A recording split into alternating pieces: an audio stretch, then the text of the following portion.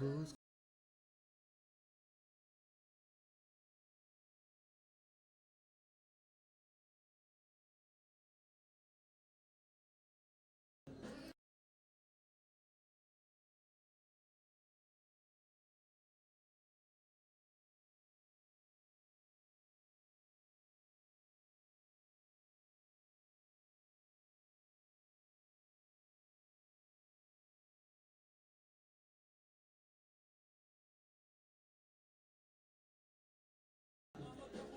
hello, hello, hello?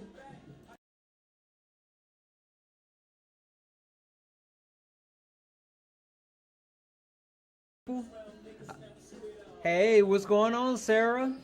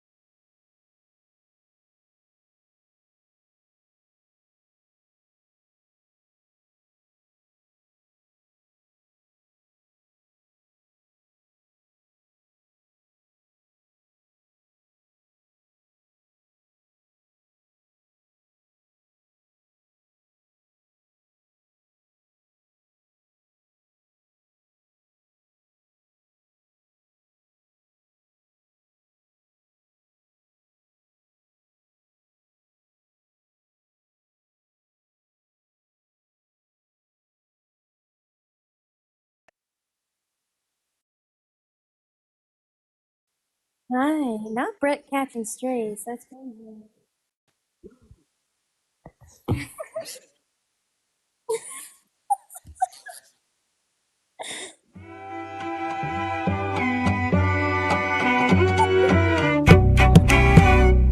Uh-huh.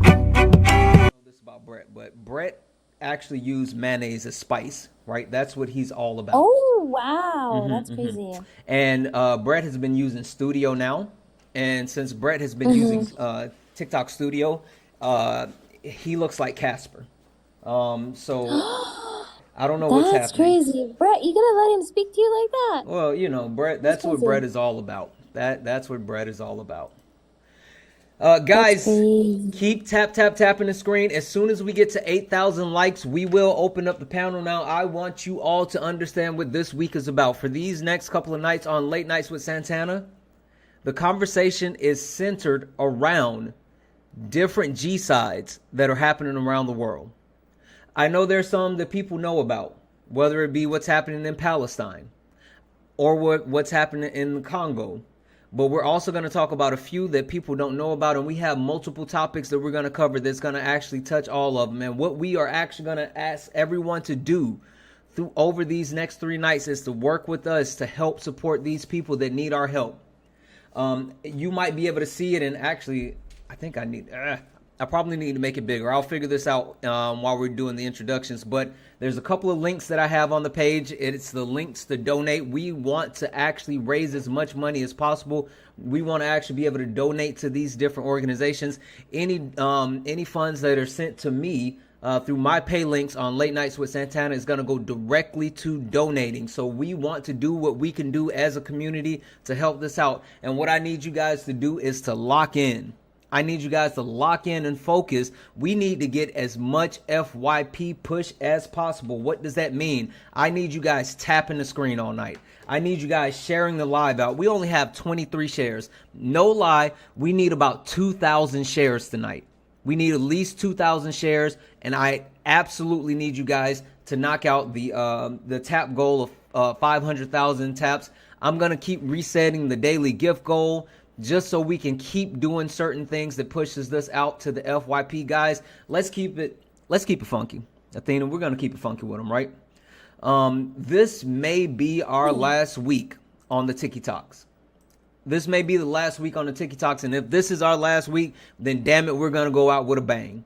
And this is how we go out with a bang. We do something good for a lot of people that need it. So I need everybody to lock the fuck in and be ready. With that being said, if you are joining the panel, understand what this is about. This panel is about education. This panel is about information. This will be conversations to share what you may know, for you to ask any questions that you might not know, to get more information and resources, and to share your opinion. Now, there's a possibility that you might have a different opinion than the one that we are portraying.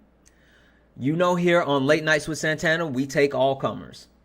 With that being said, any and every position will be respectable.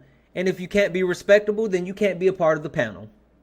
And last but not least, as you guys can see, sitting in the co-host box for this week is my lovely friend Athena. Athena will be guiding these conversations. I'm going to be leaning on her heavily all week to actually spearhead the information, the education.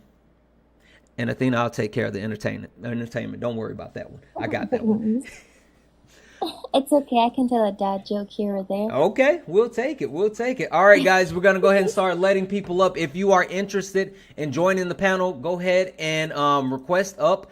As soon as you get onto the panel, please mute yourself. Please mute yourself, and we will go around and do introductions. So make sure you are muted once you actually join the panel, and we will do introductions. I did not. And then we will get started. Who's that smoke alarm going off? Okay, we're gonna do that one. All right. All right, guys, keep tapping the screen. Again, if you are interested in actually getting on the panel, go ahead and request up. Please go ahead and request up. Guys, we are at 20,000 likes. Keep tapping the screen. Keep sharing the live out. We need to make sure that we are doing all the things. We need to do all the things because, again, this week is going to be super important. This week, I actually have on my hat, and my hat says, it's not all about you. And this week, it's not all about us. I love our community. I love what we do here at Late Nights with Santana. But this week, it's not all about us. It's about the people that need us. And I need everybody here stepping up for those people. So keep tapping the screen, share the live out, send your daily heart me. Let's do all the wonderful thing. I'm going to go ahead and reset the daily gift goal again. I'm going to keep resetting them to these 1 coin gift goals so we can get more push to the FYP. And I'm going to start with my special guest, Athena. We're going to go around the horn. There's still a couple of spots on the panel if you are interested in actually joining. So I'm going to start with Athena. And like always, we are going to start with 3 questions. And so I'm going to go around the panel and I'm going to ask everyone the 3 questions. And again, if you are interested in actually joining the panel, then please go ahead and do so. Jinx, thank you for the subscription. All right, Athena, I'm gonna start with you. Athena, how are you? Yeah, I'm okay. I'm okay. What about you, Santana? You know what? I'm good. It's been a long day, but it's gonna be a wonderful night. It's gonna be a wonderful week, so I'm excited Hmm. about it. I'm excited about it too. Absolutely, absolutely. All right, Athena. So I'm gonna start with you. And Athena, Hmm. the three questions that I need answered by you and everyone on the panel is one, what are your pronouns? Two, Hmm. what is important to you outside of your family when it comes to seeing seeing people safe? So thinking about the safety of others, I guess that's the best way to say it. What's important to you when it comes to the safety of others outside of your family? And last but not least, what have you done that you're most proud of to help others? Hmm. Got you right. Hmm. Yeah. Oh, wow. This is really hard. Yeah. Okay, first one, my pronouns are she, her. Mm-hmm. Number two, what is most important out of my family when it comes to safety for me? That was the question, right? What's most Um, important to you as far as keeping people safe that are outside of your family? So just because a lot of people tend to think about like, oh, I want to protect my family, I want to protect my kids, I want to make sure that they're safe, but that's easy. Let's think about mhm. other people. Mm, I think what's like most important for me is protecting um the rights and dignity of other people, especially people in the global south. When it comes to protection, when it comes to security, when it comes to whether it's job security, life security. Oh, Melissa, you're not on mute. Um, and just securing and protecting people's dignities. Not only does that extend to Black and Brown bodies for me, but also specifically to people in the global South. Um, I mean, we're gonna kind of like touch on that topic right now, but that is something that is incredibly important to me, knowing full well the history of exploitation and unaliving and lack of security when it comes to the global South, especially. Your third question was, what am I most proud of? Oh, wow. Hmm. Hmm. That's a lot. It I is. think maybe okay, I think maybe recently, let me just do that because like there are a couple of things that have made me proud, but maybe recently um helping to fundraise $12,000 for Whew. Congo. Whew. Okay. Yeah, and doing a bulk of it, so more than 8,000 in a day, Mm-hmm. thanks to GT and his crowd, Mm-hmm. and being able to kind of give kids in the displacement camps a warm Christmas meal and shoes. So I Mm. think that recently is my most kind of proud, like my what I'm very proud of, I think. Absolutely, absolutely. Perfect, perfect. Thank you, Athena. Brett, what up, Brett?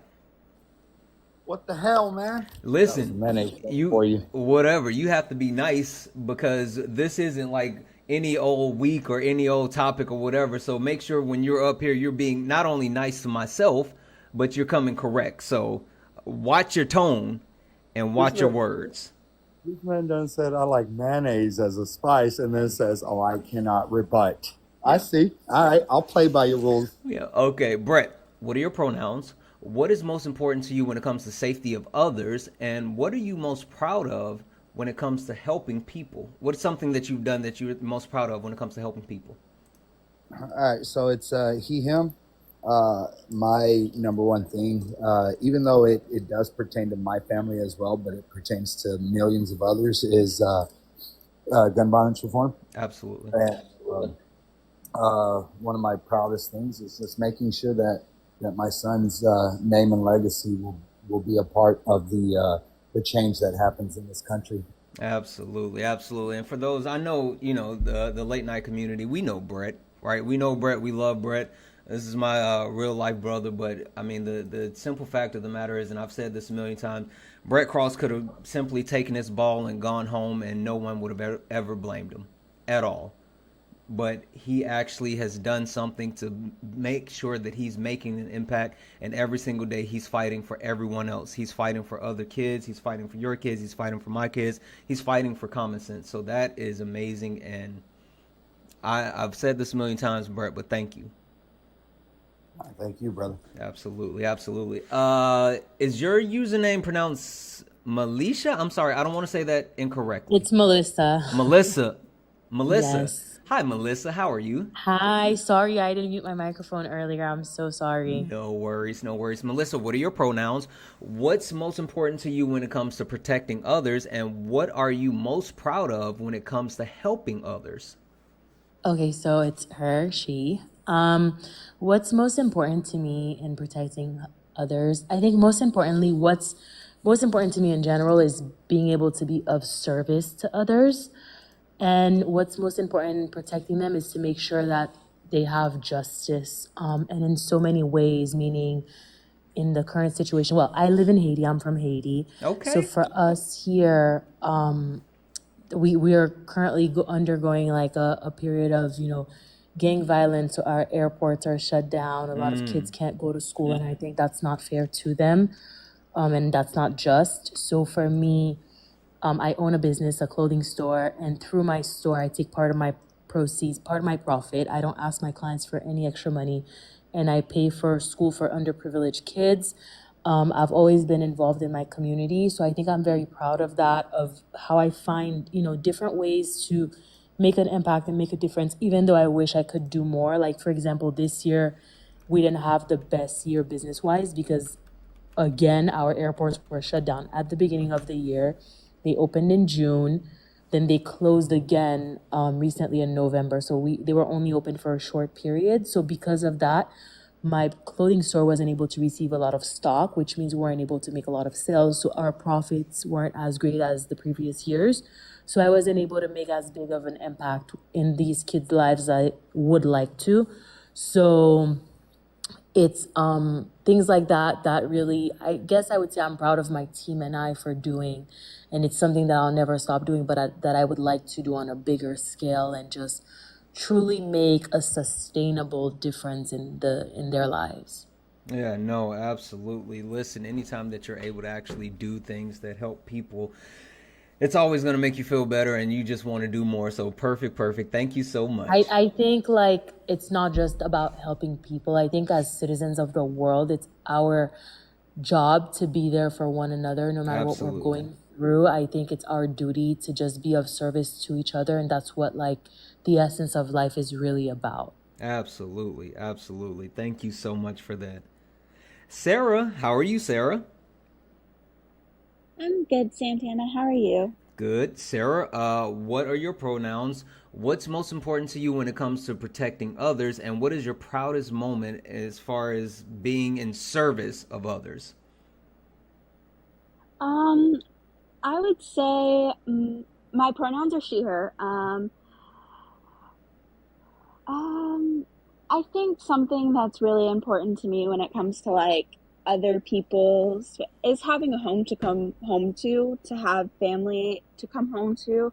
I know that for me, I've always had a family to come home to, and with everything going on, like it breaks my heart that not everyone gets to go home to a family and that their families are being destroyed and breaks my heart. But I think that my proudest moment, I would say, in helping others is being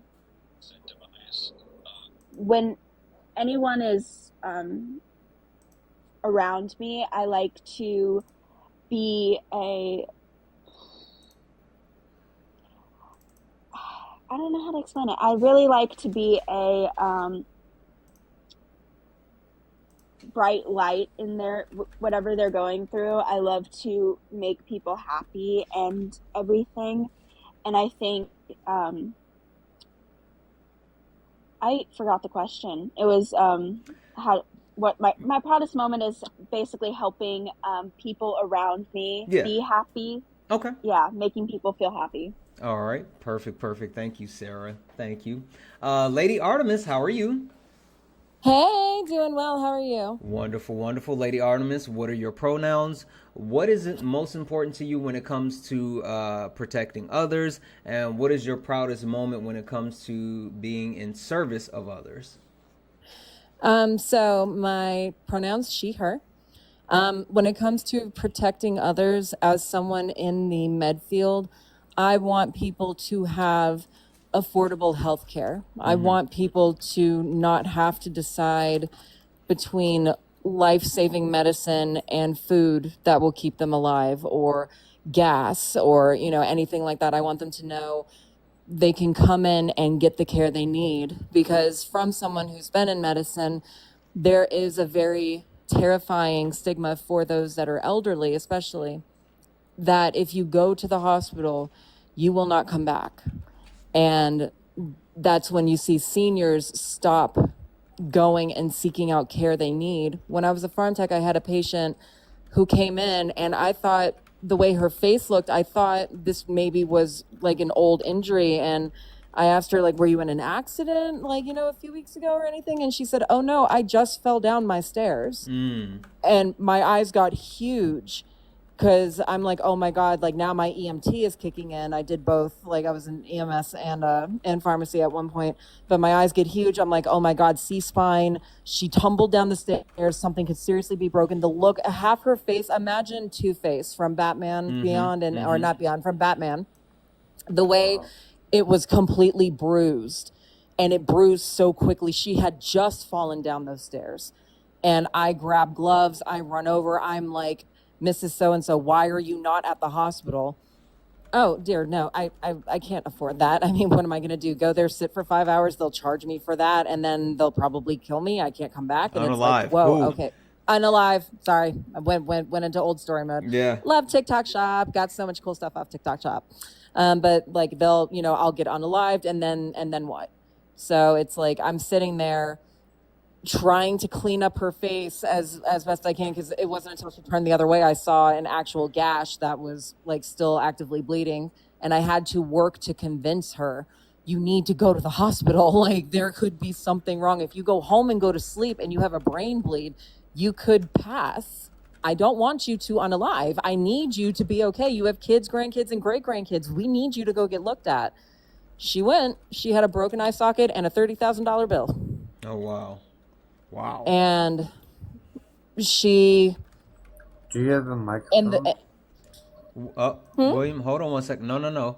We don't come off mute and speak until you're actually acknowledged. So yeah, I'm sorry. Go ahead and finish what you were saying, Lady Artemis. It's all good. And so she was both very grateful for me, like convincing her to go, but she told me she would be remiss if she didn't tell me, she was a little salty because now she's got a bill. I understand. I completely understood then. I understand now. Yep. And the problem is nothing's changed. And that, not just as a human, not just as a mother, but as someone who's worked in the medical field and seen people choosing to stay home because they can't afford whatever bill is about to get slapped on them. Yep. That's corporate greed. Absolutely. We no longer care, Yep. Yep, and that's a thing, and so that's definitely a thing, and we're gonna get more into that as well. But thank you so much, Lady Artemis. Of course for that. Oh, and to answer the second question, the best thing that my greatest accomplishment that I've done, honestly, is getting claims to go through for patients that have extremely expensive medications. There's a hepatitis C medication that's $150K, and I found a coupon that they try to hide real hard on their website. I found it. It was valid. I got it to go through for $0 for my patients. I try my hardest to get it as low as I possibly can, because that is what it means to be a human. That's real empathy. Absolutely. That's real medicine. Absolutely. Perfect. Thank you so much. Joe, how are you? Man, what's going on with you? Not too much. Joe, can you tell the people what are your pronouns? What's important to you when it comes to protecting others? And last but not least, what's your proudest moment being in service of others? I'm a he him kind of guy, Mm-hmm. and what safety means to me is for others is that everyone can make it home. What I mean is I think everyone should live in peace and everybody should be in harmony and hate free and worry free and full stomachs full. So safety to me for everyone is just what exactly what you mean safety, the safety to go home, the safety to have food, the safety to have finances. Those things are safety to me. And my greatest accomplishment is I've helped over 307 vets get to 100% permanent in total, which is an average of $54,000 a year tax free in their pocket for the rest of their lives. So that's something that I hold near and dear to my heart. And on top of that, equally, I own a baseball organization where we've been able to raise and allocate funds for youth sports to give kids an opportunity to play at a competitive level, like, higher than just rec and be of service to parents to where parents aren't paying thousands and thousands of dollars and they're able to have their kids play in a really high program of baseball, basketball, something like that at a very high level without the burden of crazy cost and just being able to get their kids to travel the world without it being a burden to the parents. Yeah, absolutely. Good stuff, Joe. Perfect, perfect. Thank you so much. Coffee, how are you? Hi, Santana. I'm good. How are you? Wonderful, wonderful. Coffee, can you tell the people what are your pronouns?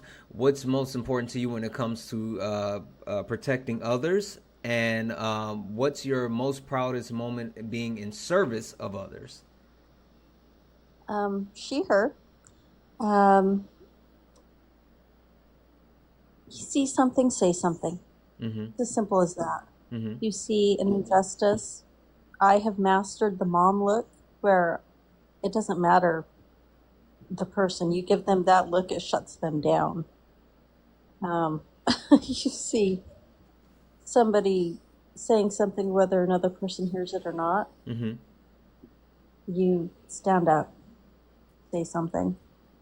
As far as the service, I did this throughout my kids, you know, growing up, and I have just started doing it again, volunteering at elementary schools to help kids learn how to read. That's a good one. That's a good one. Perfect, I mean, perfect. it's not worldwide, but if you can help your community. Absolutely. Absolutely. Perfect, perfect. Thank you so much, Coffee. Chris, how are you? Good evening, Santana. I'm great. How are you? Wonderful, wonderful. Chris, can you tell the people what are your pronouns? What does it look like? What does protecting others look like to you? And what is the most what's the proudest thing that you've done in service to others? So my pronouns are he, him. What was the second question? I'm sorry. The second question was, what does protecting others look like to you? What protecting others looks like to me is being able just to ensure that safety and security for others. And my proudest moment, when it comes to being in service of others, is as a social worker, I have been able to help countless families with resources throughout my career. And being someone who was on the receiving end as a child, it makes it that much more sweeter to be able to do it on an everyday basis, especially during the holidays. Yeah, no, absolutely, and that's a wonderful thing. Thank you so much, Chris. Guys, I want to do something that I normally don't do. I want to actually speak to the questions myself, right? Um, the second question, what does it look like protecting others? For me, honestly, it looks like what we're doing, right? Being able to provide a safe place for people that may not have community, may not have family, may not have a voice. Just making sure that we are reaching out and connecting with as many people as possible to help as many people as possible, to bring as many people as possible together and to just do the right thing. There's a lot of different ways that you can protect people, but for me, making sure that, you know, reaching out and giving a helping hand whenever I can, that's what protecting people looks like to me. And something that I'm most proud of, and I did this a lot, I started in I started in high school. And then I did it throughout college and then earlier in my adult life. And it's something I decided like I want to get back to, but I used to do a lot of mentorship. I really enjoyed mentoring young men, especially young black men, and being able to actually have an impact on other people's lives and really guide the youth and again black men, and so they understand that the world is so much bigger than, you know, the small place they may be born into, and there's so many different opportunities and avenues and things like that. So yeah, that's something that I've always been super proud of, and again something I said I'm going to get back to. Last but not least, Kay. Hey Kay, how are you? Hey, good evening, everybody. I'm Kay, she, her, and I just wanted to come up and let people know that this is a different topic than we've covered in the past. In the many different topics that we've had, we're going to have some very good discussions. Athena is one of my favorite people, especially to discuss this topic. The amount of information and knowledge that she's about to share and the conversations that we're going to have are absolutely excellent. For the people who are asking who are visually impaired, the topics are this week we're talking about mass exterminations worldwide. So we're going to be talking about G-sides. And the topics are resistance and struggle are necessary. Capitalism creates extermination. Black and brown bodies aren't equal, and you are complicit. So anything that's raised today is also going to be going to charities that there are links to donate up here. They are a little bit small, but we will try to get them into the poll and run it constantly for the night so that you'll have them. And then if you are not equipped to have this conversation and you are here for more of an education, please stay in the comments. Please listen to what people have to offer. This is a deep topic. It is a topic that not many people are going to be able to have an educated dialogue on, but I know a lot of people want to learn more. So if you are somebody who, you know, just popped in, looked at the topics, didn't realize, you know, what they are, and you popped up and, you know, you're not ready to have that conversation, it's totally okay. And then we're just going to keep tapping, sharing, and we're going to have a wonderful week. And I really hope that everybody can, you know, just be polite. There's going to be difference of opinion here. There's going to be knowledge that's brought to you that you are completely unaware of that's going to shock you. So I just hang in there and stay with us and learn, because this is a great safe space that we are holding. And I'm so thankful for Athena to be here. And I hope you guys have a great night. Perfect. Thank you so much, Kay. Guys, yeah, as Kay said, we will be covering different topics, and again, this is something different that we've ever done, and to the point that I made earlier, and maybe some people didn't hear me when I said this, but again, just being honest, guys, this may be the last week of Tiki Talks for us here in the United States, and this may be the last week for our Tiki Talk family, even though we're still going to have other avenues to actually continue with Late Nights with Santana, Sparring with Santana, all of these other things. You know, TikTok might go the way of the dodo bird. And I figured that if we were going to go out, we're going to go out with a bang and not a whimper. And that's why we're taking this opportunity to not only actually cover these topics, but actually do something good. And I'll say this, and you know, I know she's going to be embarrassed when I say this, but the person that I attribute this most to this week, these topics, I attribute this most to my wife. My wife is so adamant about the different G sides that happen, and I'm going to share a little bit about her. I know she's going to be embarrassed, but my wife is actually Ethiopian. She was born in Ethiopia and she came to the United States later. And so she gives me a level of perspective that I normally don't have, right? She's someone who who started her life outside of the United States and actually got to see more of the world. And even there's a 10-year age difference between she and I, and she's traveled and seen so much more of the world than I have, even with the actual difference in our age. And with that being said, she feels at a level that I don't even think that I can, right? And we all know about Palestine, right? We know what's happening in Palestine. We know that's popular. Again, a lot of people may know what's happening in Congo. And again, Athena's going to not only give us more information on both of those, but a lot more. But the way that she was so passionate about it made me stop and say, okay, I need to do something. She made me stop and say, I need to do something. And as soon as that hit me, the first person I thought of was Athena, right? And I know Athena is an activist in every way, shape. Athena doesn't just talk the talk; she walks the walk. And I've been impressed with her in so many different ways. And I couldn't have asked for a better partner in crime for this week to actually go through these topics. So that's why we're here. We're here to do something good. So again, the links are on the page. I kept trying to make them a little bit bigger, so hopefully you guys can see the links. There are multiple links to go if you want to actually go and donate on your own.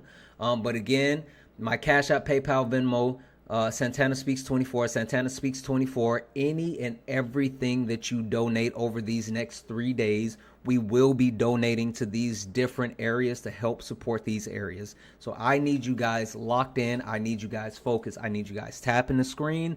I need you guys sharing the live. I'm going to keep resetting these daily gift goals, and whatever we make in donations, not only donations, but whatever we make off of gifts for these next 3 days as well, I'm going to donate that as well. Right? So doing all the things, everything that we do for these next 3 days are going to be completely in service of helping these different areas, these different G sides all around the world. All right.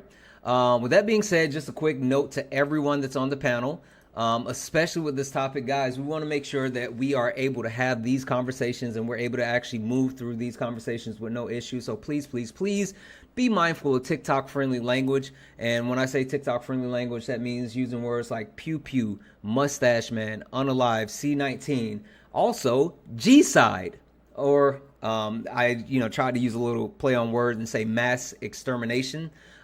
Just be cautious of those words, and so you're able to speak to them along those lines. Also, this is a safe and friendly space. What does that mean? That means we don't do any of the isms: racism, sexism, classism. We also don't do any of the phobias: homophobia, transphobia, none of it. We don't play that on the panel nor in the chat. So if you are in the chat and you are participating in that, you will get muted and blocked. My mods don't play those games. Last but not least, guys, caps are for mods. So please, please, please be mindful of using caps, and because they draw my attention away from the panel and to the mods. And we definitely want to be able to have these conversations throughout the week and stay as focused as possible. With that being said, I'm going to, we got a couple of donations already, and I want to read these donations off. And I'm just, I'm going to have to pull up a tracker so I can make sure I keep track of these. But again, guys, any and every donation that is given for these next 3 nights, or any gifts that you send for these next 3 nights, all of it is going to be donated. So W's in the chat for Jesse. Jesse sent a $2 donation and says, Mrs. Jones deserves her flowers and her crown. She does. My wife is amazing. Thank you for that. Also, W's in the chat for Chase. Chase sent a $50 donation and said, let's get these donations started. You're absolutely right, Chase. Thank you so much for that. All right. Now that I'm done being long-winded, we're gonna get into the topics again. Kay read off the topics. Resistance slash struggle is necessary. Capitalism creates extermination. Black and brown bodies aren't equal, and you are compliant. Complicit. Compliant. Complicit. Yeah. I'm sorry. Athena. Athena, we have 3 days to cover all these topics, but I would like to know, where would you like to start as far as these 4 topics, and what would you like to actually expound on before we really get into it? I would like to start by reading an excerpt, if that's okay with you. It's your world. Um, I'm just a squirrel, Athena. okay, let me read this excerpt, and then I'll kind of like expound upon where it's from, what it's about. So, anyways, few people sitting for breakfast in England in the 1700s knew that their tea was sweetened by sugar harvested under brutal conditions by African slaves toiling in the West Indies.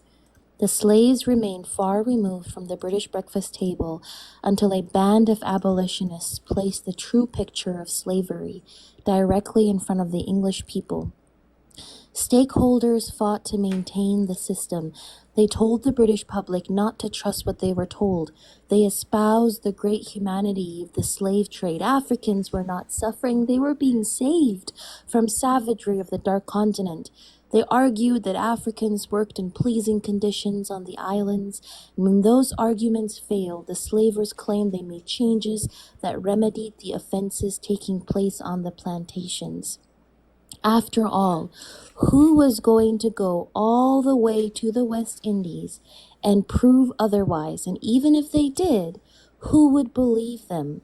The truth, however, was this: but for the demand for sugar and the immense profits accrued through the sale of it, the entire slavery for sugar economy would not have existed. Furthermore, the inevitable outcome of stripping humans of their dignity, security, wages, and freedom can only be a system that results in the complete dehumanization of the people exploited at the bottom of the chain. Today's tech barons will tell you a similar tale about cobalt. They will tell you that they uphold international human rights norms and that their particular supply chains are clean. They will assure you that conditions are not as bad as they seem, and that they're bringing commerce, wages, and education and development to the poorest people of Africa, saving them. They will also assure you that they have implemented changes to remedy the problems on the ground, at least at the mines from which they say they buy cobalt. After all, who is going to go all the way to the Congo and prove otherwise? And even if they did, who would believe them? The truth, however, is this: but for their demand for cobalt and the immense profits they accrue through the sale of smartphones, tablets, laptops, and electric vehicles, the entire blood for cobalt economy would not exist. Furthermore, the inevitable outcome of a lawless scramble for cobalt in an impoverished and war-torn country can only be the complete dehumanization of the people exploited at the bottom of the chain. So much time has passed, and so little has changed. What I just read was from a book called Cobalt Red, and I highly, highly recommend anybody everybody to actively read that book called Cobalt Red by Siddhartha Kara. That kind of digs deep, investigates the human rights abuses behind the cobalt mining operation that exists within Congo, and with more than 70% of the world's supply originating from the Democratic Republic of Congo. It is incredibly important to kind of sit down and inform yourself on the situation. So where I'd like to start maybe is making people aware of how much more complicit we are in the genocides that are existing in the Congo. Athena, how are you gonna start? Oh, okay. You can start where you want to start. I wanted to say We that for can start that with the one's so first good one. though. That one's so good. When I read, I was like, oh, that's so good. No, it's your show. It's your show. But all I'm gonna say is, don't give them all the good stuff to start.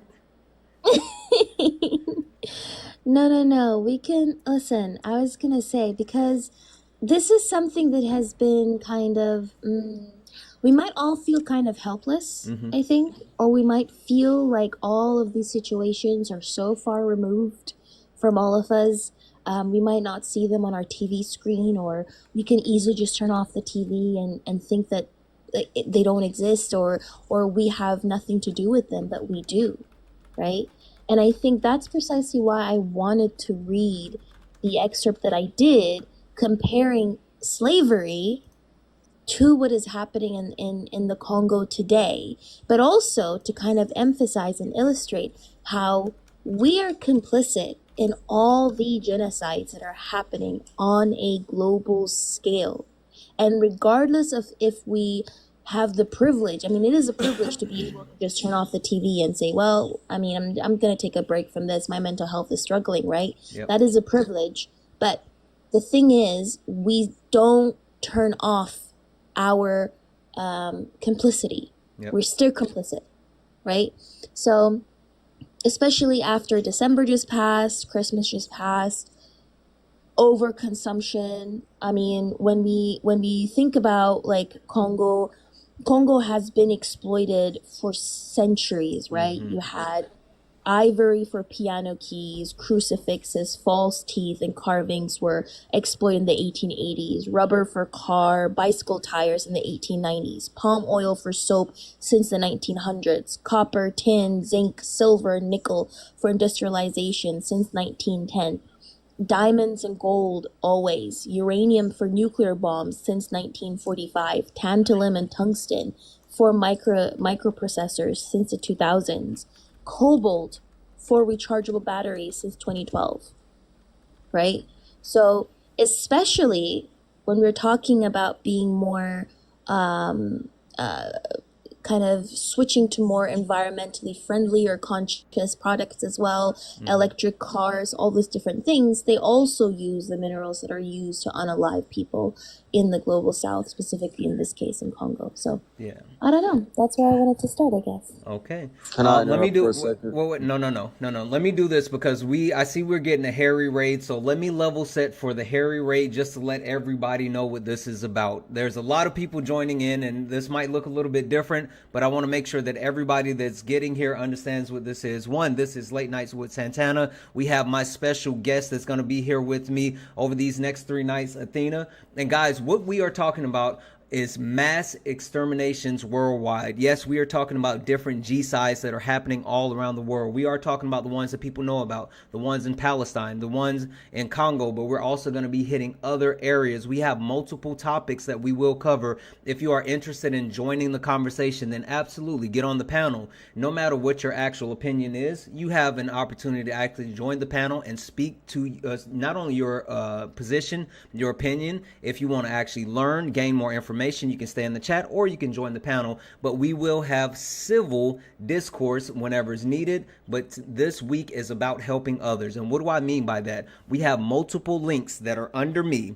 All of these links are opportunities for you guys to actually go and make any and every donation that you want to all the causes that we're going to be speaking to. And unlike other weeks, we don't have a nightly donation goal. All of the funds that you guys donate will be donated to these different causes. Every single dollar that you actually send will be donated to these different causes. So Cash App, PayPal, Venmo, all of my pay links are in the link tree in the bio. Santana Speaks 24, Santana Speaks 24, which is at in the corner of the screen. You can go there and donate, and all of that money will be donated. And for any gifts that you guys send, for the money that we make off of gifts, that will be donated as well. This may be the last week that we actually are able to be here together on TikTok, and if it is, we're going to go out with a bang. With that being said, if you want to actually be a part of what we're doing, You guys can stay in the chat. You can continue to comment. We need you locked in. We got to actually tap the screen as much as possible, share the live as much as possible, knock out as many gift goals as much as possible, send your daily heart me. We want to get as many people as we can in here to hear what we're talking about, to have these conversations. So I need you all to be a part of what we are doing. I need you all to do the things. Tap the screen, send your daily heart me. Let's go all out. It's going to be an amazing week. There's going to be some great topics. We're doing amazing things, but we need the participation. And last but not least, massive W's. I want to see W's rolling nonstop for Alina. Massive W's in the chat for Alina. Alina sent $100 donation saying, Santana, thank you for being you. Alina, thank you for being amazing. Thank you. And again, we're going to go around the panel. We're going to get more people involved in the conversation. If you are interested in joining the panel, go ahead and request up, go on mute, and we will get to you. J-Bug, you said you had something that you wanted to add. Yeah, I wanted to interrupt. I just want to introduce myself. I'm Palestinian myself, and I know what Kobe exactly was talking about. Assalamu alaikum, Kobe. I'm assuming you're a Muslim sister. No, I'm Christian, but wa alaikum salam. Oh, okay. Oh, I got you. Okay. But well, J-Bug, hold on. Let me run through the questions with you real quick then. J-Bug, and I'm sorry I didn't get to do the introduction. J-Bug, what are your pronouns? What does protecting others look like to you? And what is your most proud moment as far as being in service of others? What do you mean by pronoun? Like I'm a man. Like what? So he, him. I get. Wait, okay, yeah. Okay, sure. Perfect. What does protecting others look like to you? And what is your most proudest moment in service of others? Oh, me looking out for my people. Okay. And others, with what's going on in Palestine and stuff like that. I've seen a lot of people from outside of my other people coming, looking out for my people. So I want to give back to the people that was not my people. Right. Absolutely. So, yeah. Absolutely. Okay. Well, this is where I want to go. So, Athena, you actually spoke. You talked about the complicity and you spoke to a couple of different things. But I guess this is where I want to start, and I would love to hear you speak on this more, right? But the thing that really jumped out to me, and I know what people are going to say, I have a habit of when I'm around these TikTok streets, people like to say, oh, Santana wants to talk about racism and blah, blah, blah, blah, blah, blah. But it's a thing, right? And I think there is it has to be talked about, right? The fact that black and brown bodies aren't equal, meaning there seems to be more of a sympathy for those who aren't black and brown, right? When there's things that are happening to those people versus others.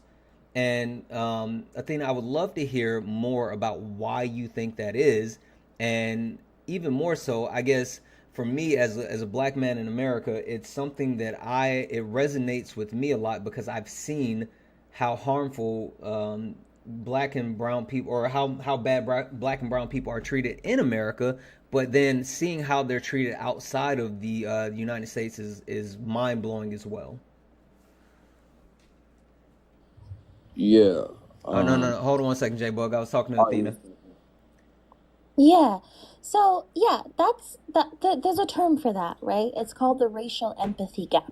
There are studies in this. This is kind of like this phenomenon where, especially like a dominant society, in this case, we're looking at like a white tea supremacist system. So it's most likely going to be white tea people within the West, especially.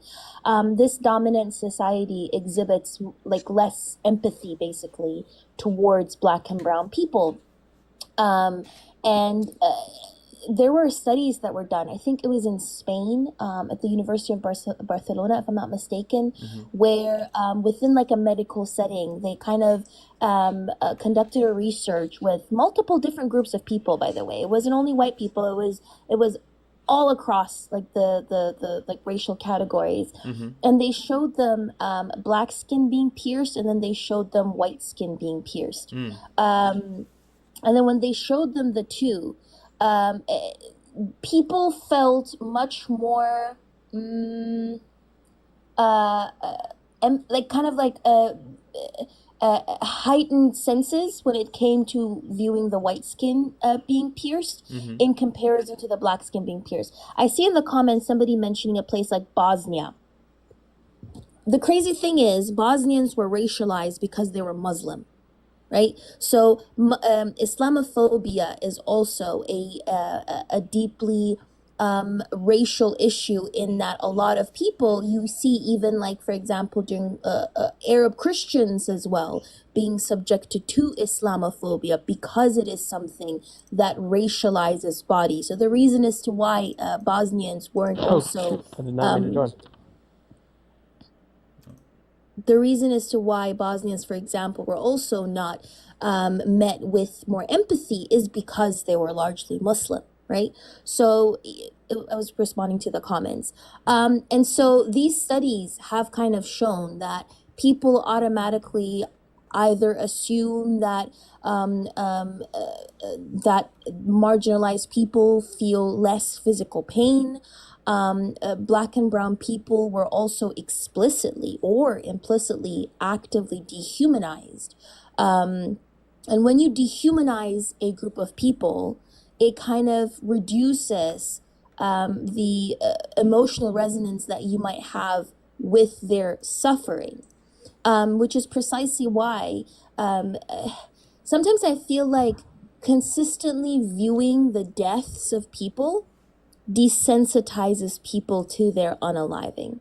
When we are viewing videos of George Floyd, for example, that in what it like on the one hand, I wonder, like, how would we be able to prove the things that are happening to us if we don't also release the video footage? But on the other hand, I wonder, are the video footages something like similar to photos or postcards that were sold after Black people were strange fruited, right? Because that's what they also did. They strange fruited Black people, and then they sold the postcards, and that in a way continued perpetuating that dehumanization. The same thing with Palestinians, for example, when we consistently see the unaliving of Palestinians on every single media outlet, is that helping by spreading the narrative, or is that desensitizing us to their deaths? Because why is it that we don't see Ukrainian deaths everywhere, and yet people still have empathy with Ukrainians, right? We don't see Ukrainian people being unalived or dead on every social media outlet, and yet people actively empathize with Ukrainians. They actively send aid with you to Ukrainians. Why is that disconnect there? Aid with you to Ukrainians. Why? Nope. Sorry, that was Was my that was no, it was my second screen that picked up on it and it caused the echo. I apologize. No problem, no problem. And I think like this selective moral outrage that people have when it comes to global or national tragedies, it does come from a normalization of our suffering. When people attach a single story to a certain group of people, it normalizes that trauma and suffering, that when people then see you and view you, they think, okay, this is the norm. Your death is the norm. Your suffering is the status quo. Therefore, it kind of fosters this inaction or a lack of urgency to address these systemic issues or to address the violence that you're being subjected to. And I think that is unfortunately what we're seeing today as well, with the G-sides happening on a global scale, happening in the global South. We are complicit.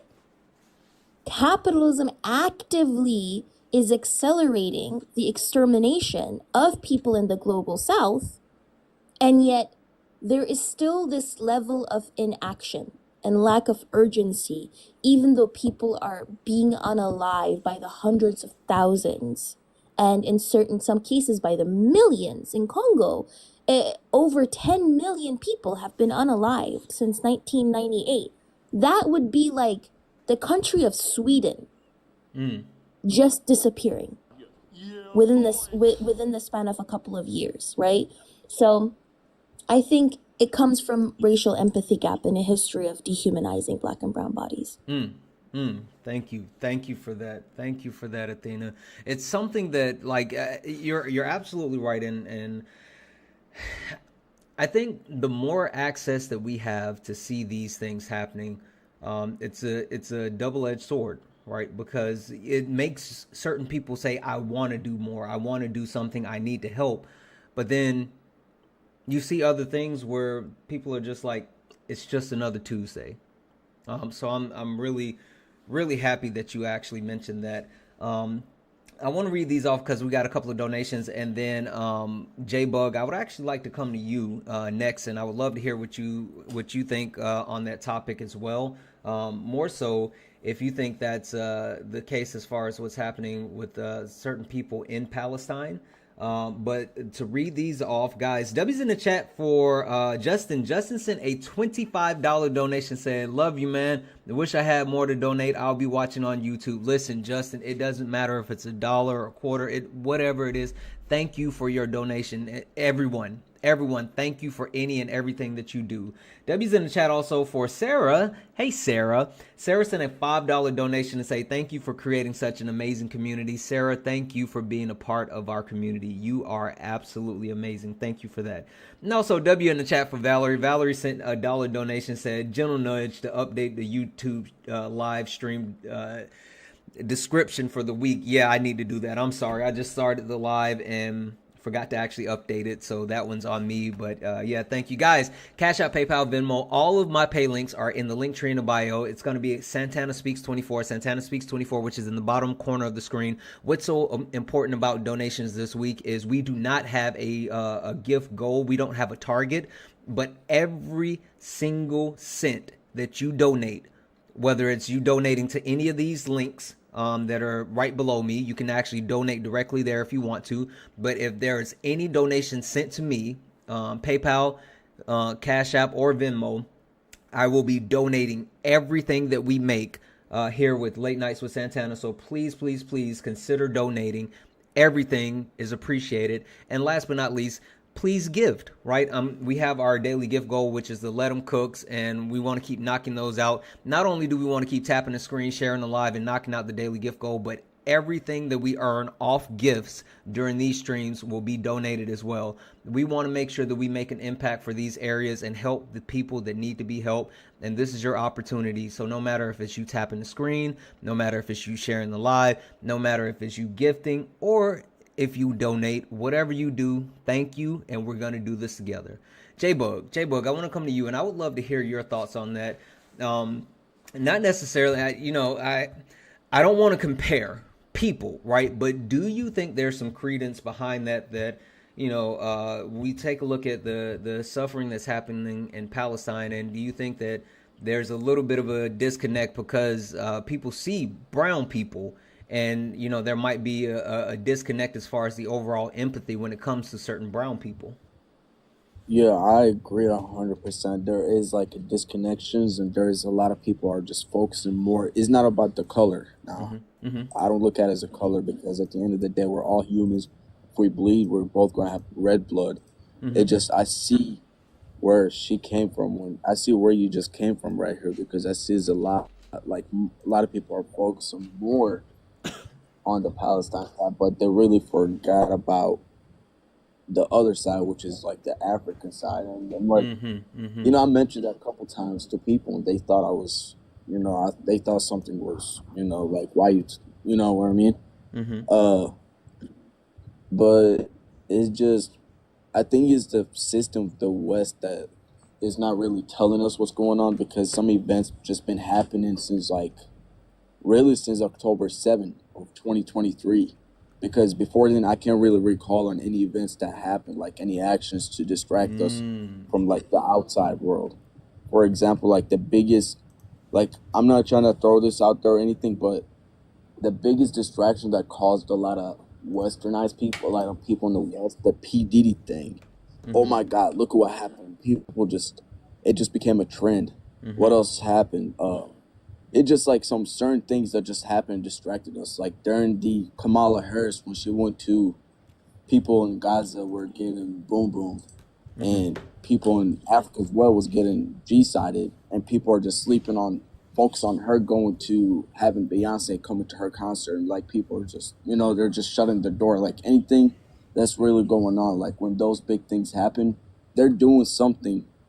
Like the world is like I don't know who you want to call them, but they're doing something to the people outside the like they doing something to like distract us here in the West. They're distracting us in the West by having an action going on, you know? Mm.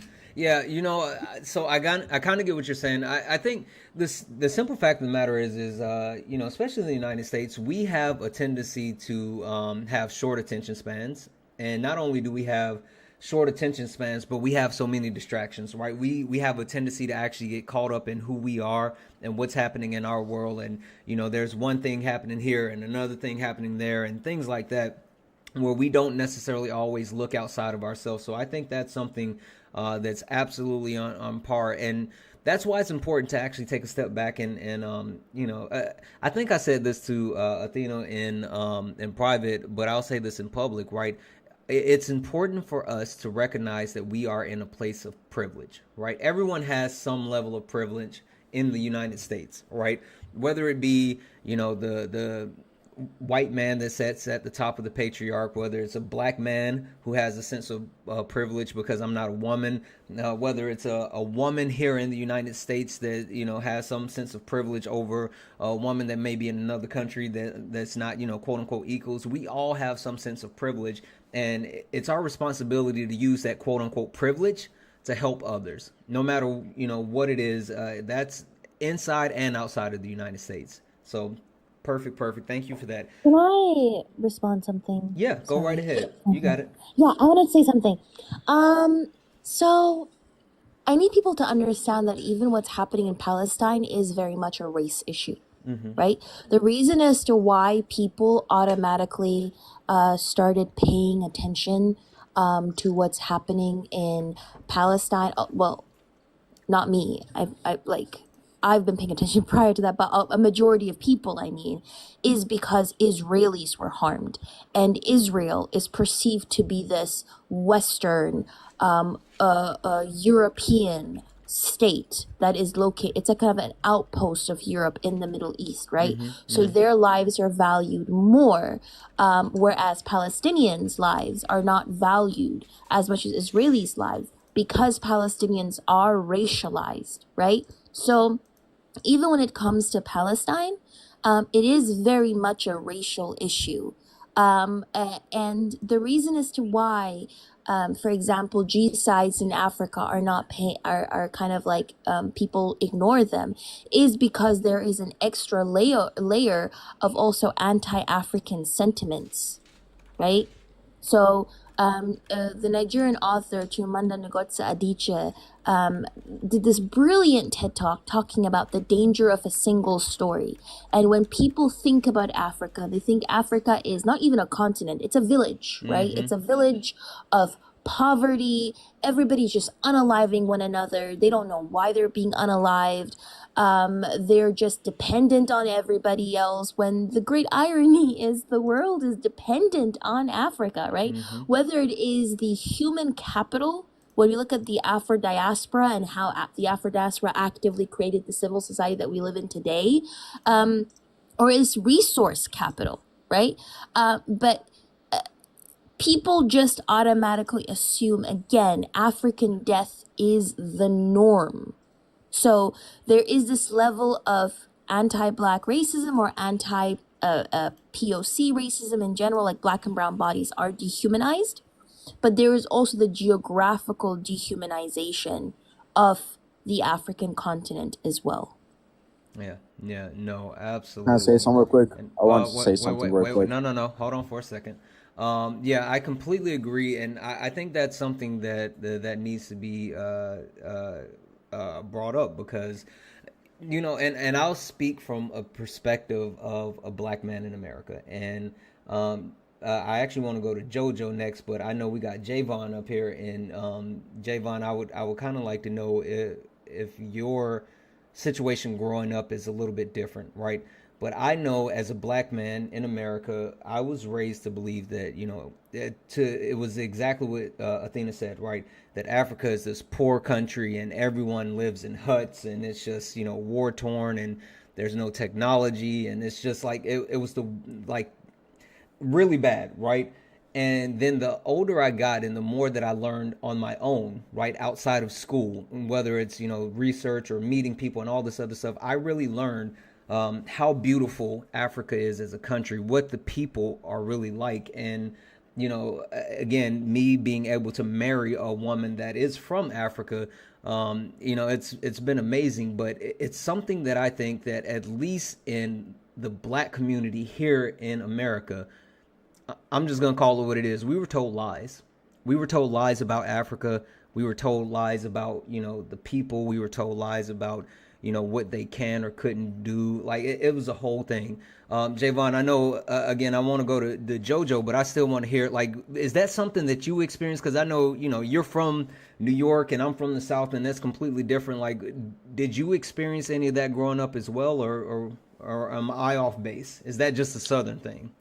Good evening to everybody on the panel. What's up, Athena? Thank you, Santana. I really do appreciate you once again having me on the Absolutely. platform. Yeah, a lot of propaganda was given to African American people about African people that are located in different countries. A lot of hatred came directly from European, white tea European people and white tea people that were born here. And the propaganda was of, you would see on TV of African people suffering in these, low budgeted areas Mm-hmm. when we know that the truth to God is that colonialism impacted a lot of different countries in West and Central Africa. And so a lot of time people put forth the notion that African people did not like African American individuals. And there you would have this black diaspora type of war within the black community where you had a lot of African American people espousing xenophobic comments towards African people, especially those that migrated from other countries that was located within Africa. So when we talk about the different G sides that happen, and at times I see my African American brothers and sisters practicing the same systems of oppression that white tea people have bestowed upon our ancestors. I quickly remind them that the United Nations charged the United States of America with five different G sides. One of those was the unaliving of Black American individuals. And we all know that that was by way of the transatlantic slave trade when it ended here in the Americas and it massively unalived Black people throughout the duration of that. We talk about the 12.5 million people that were stolen out of the continent of Africa in different parts of West and Central Africa. What we need to understand is that G-side has happened to so many different black people, both racially and ethnically. And so I do really appreciate this panel because I want people to understand that it is crucial to speak on G-side because it has happened to so many different individuals. But I wanted to quickly comment on a comment that J Buck had mentioned about us all bleeding the same color blood. That's a dog whistle. It's a direct, it is ignoring the atrocities that people go through. And it's also ignoring that there are black and brown individuals that are being targeted on the basis of the color of their skin and how they phenotypically present within society. And so when I hear people that live within a bubble of privilege espouse that kind of talking point, it's really disingenuous to Palestinian individuals, Congolese individuals, Haitian individuals, Puerto Rican individuals, South Sudanese individuals, Syrian individuals, people that are within different areas of this world that have went through mass genocide, mass colonialism, and mass imperialism in our land. Yeah. Uh, yeah. Thank you for answering that. And yeah, let me call something out because I just realized, and apparently I said that Africa was a country. Africa's a continent. If I said that, my bad. I mess up. Athena, just an FYI, I don't know if you saw my message, but you have full mod powers now. So I wanted you to be able to, control the flow as far as letting people up and things like that along the lines as well. Okay. Yeah, I don't know if I have full mod. I can't see the guest requests. Okay. You said you can't or you can? I can't. Okay, so do this for me. You might have to just Drop and come back. That's what I was about to say while I read this off. So just drop, and then when you come back in, make sure you click the square that you're in right now, so I can put you back in that same box. But just go out and come back in. Guys, let me read these off real quick, guys. W's in the chat for Lisa. Lisa sent a $15 donation saying, love all the work that you do. Thank you, Santana. Lisa, thank you so much for the donation. You are amazing. W's in the chat for Jax. Jax sent a $5 donation saying, watching with teary eyes that you're choosing to bring all of this awareness and using the last few days to do the most good. Listen, if nothing else, we're going to stick together and we're going to make sure that we take care of each other. And if I have an opportunity to do that, then I'm going to lean into it. So thank you for that. W's in the chat for Valerie. Valerie sent a $5 donation saying, you're doing amazing work. Bravo. We are doing amazing work. It's all of us together. We are a team. We are a community. We are family. So it's not just me. And also W's in the chat for 1S1K, who sent a $8 donation to say tell him Congo. I'm not sure if I'm saying that right. Tell him Congo. Oh, Telema Congo. What does that mean? That means like stand up Congo. It's like a hey. Okay, say it again, Athena. Oh, maybe I might be butchering it. Telema Congo. Telema Congo. Yeah, Telema Congo. Telema it means Congo. Like, if I'm not mistaken, it means basically like standing up, like standing up. Oh, someone said rise up. Okay. Rise up, stand up, yeah. Okay. All right. Awesome. Thank you so much for that. Yes, guys, listen, Cash App, PayPal, Venmo, all of my pay links are in the link tree in the bio. It's going to be Santana Speaks 24, Santana Speaks 24. And what we are doing for these 3 nights with Late Nights with Santana, each and every cent that you send in a donation, we are donating them to help the people that we are specifically talking about. So any money that you guys send, whether it be sending money to these pay links that are listed below where you can actually donate directly yourself, or you send money to me, I will donate every single thing that we earn here at Late Nights to Santana.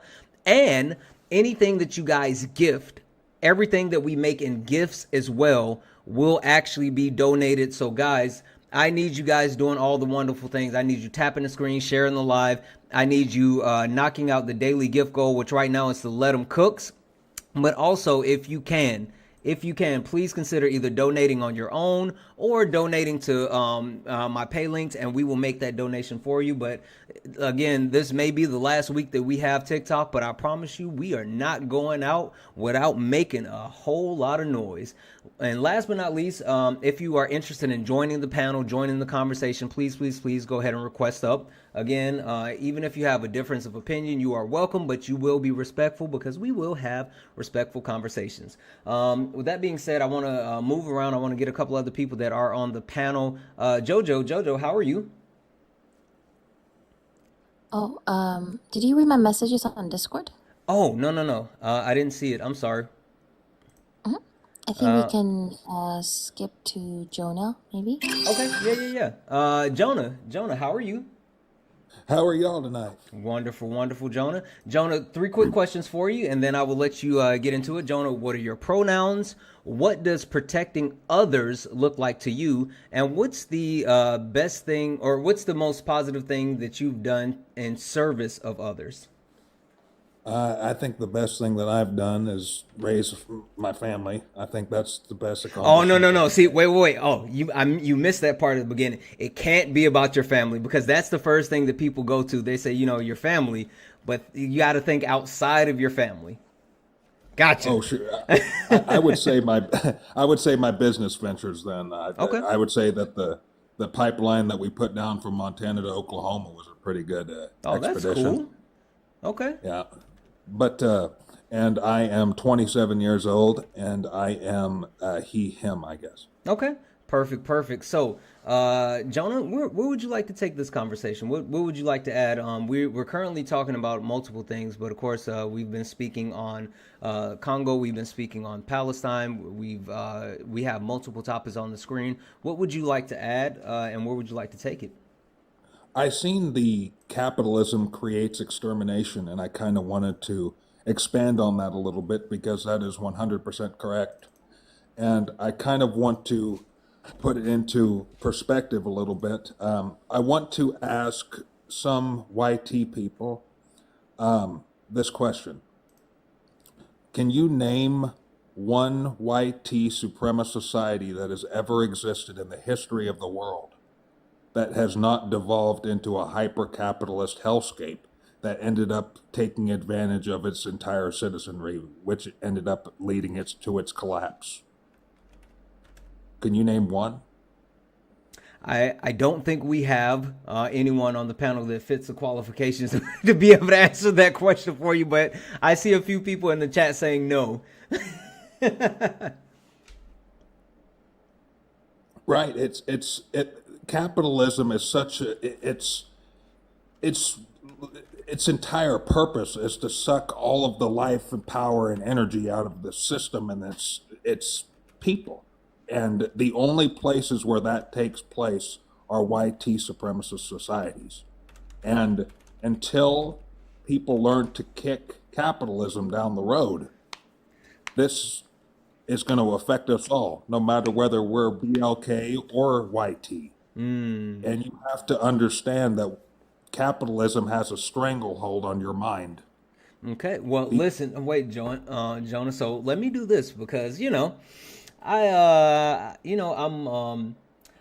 the youngest of five and the only boy, and so I've been known to be a little bit mischievous. And if you don't mind, let me play devil's advocate a little bit. Would you say that there's any wiggle room, right? I mean,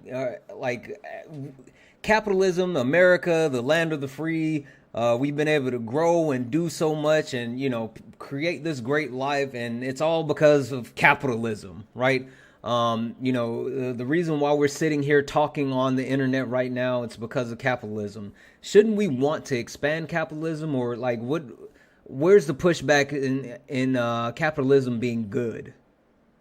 I think that a society, I mean, you can have a mixture of both socialism and capitalism, but I believe that you have to have at least half or three quarters of socialism, or else it gets corrupted and everything gets privatized, and it gets to these situations where we are now, where these corporations completely run our government and they just buy out our politicians. And that's what happens when capitalism is just set free and all the red tape is cut. And like I said, we're ending all of these endless wars around the world, giving to all of these huge defense contractors. For what?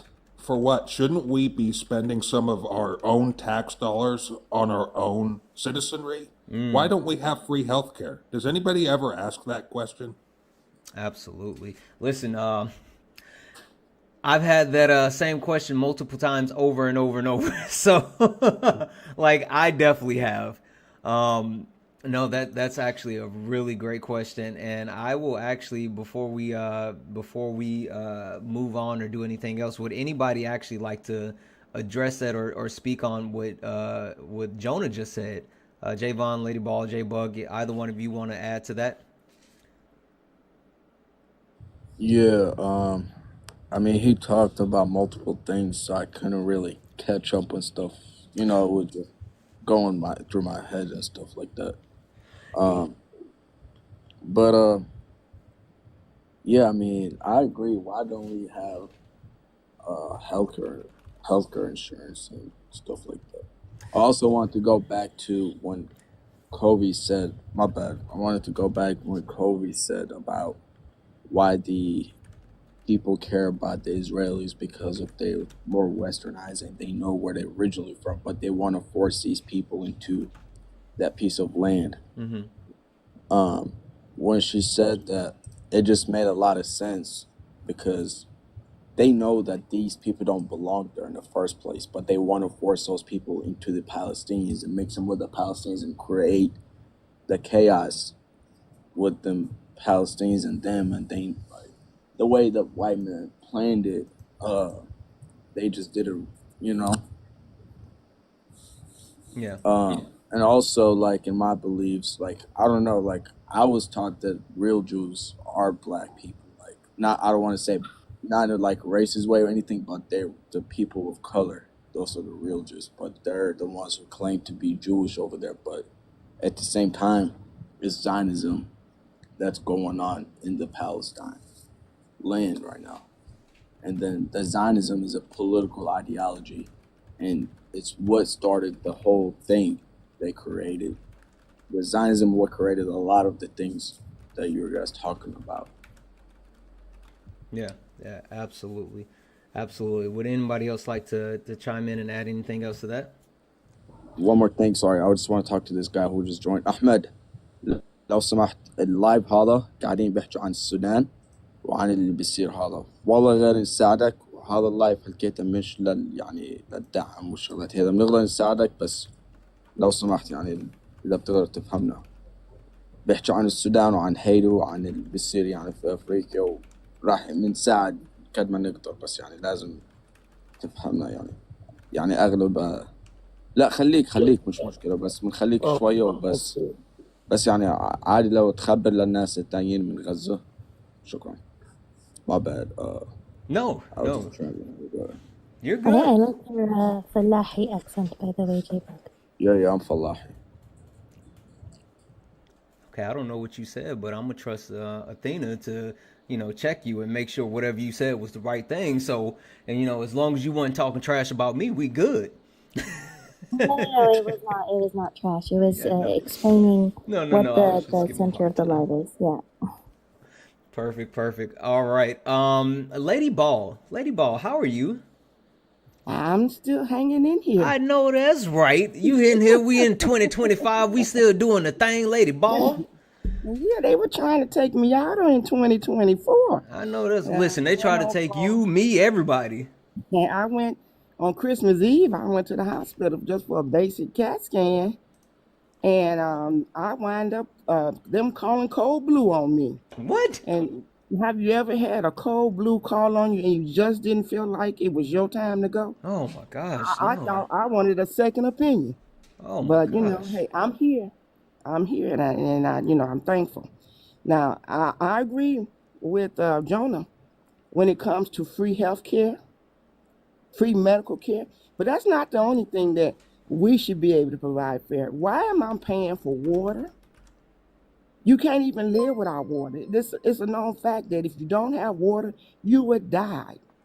But we have to pay for it. And I'm talking about not just a small amount. Water is so high that a lot of people can't even afford to pay a water bill no more.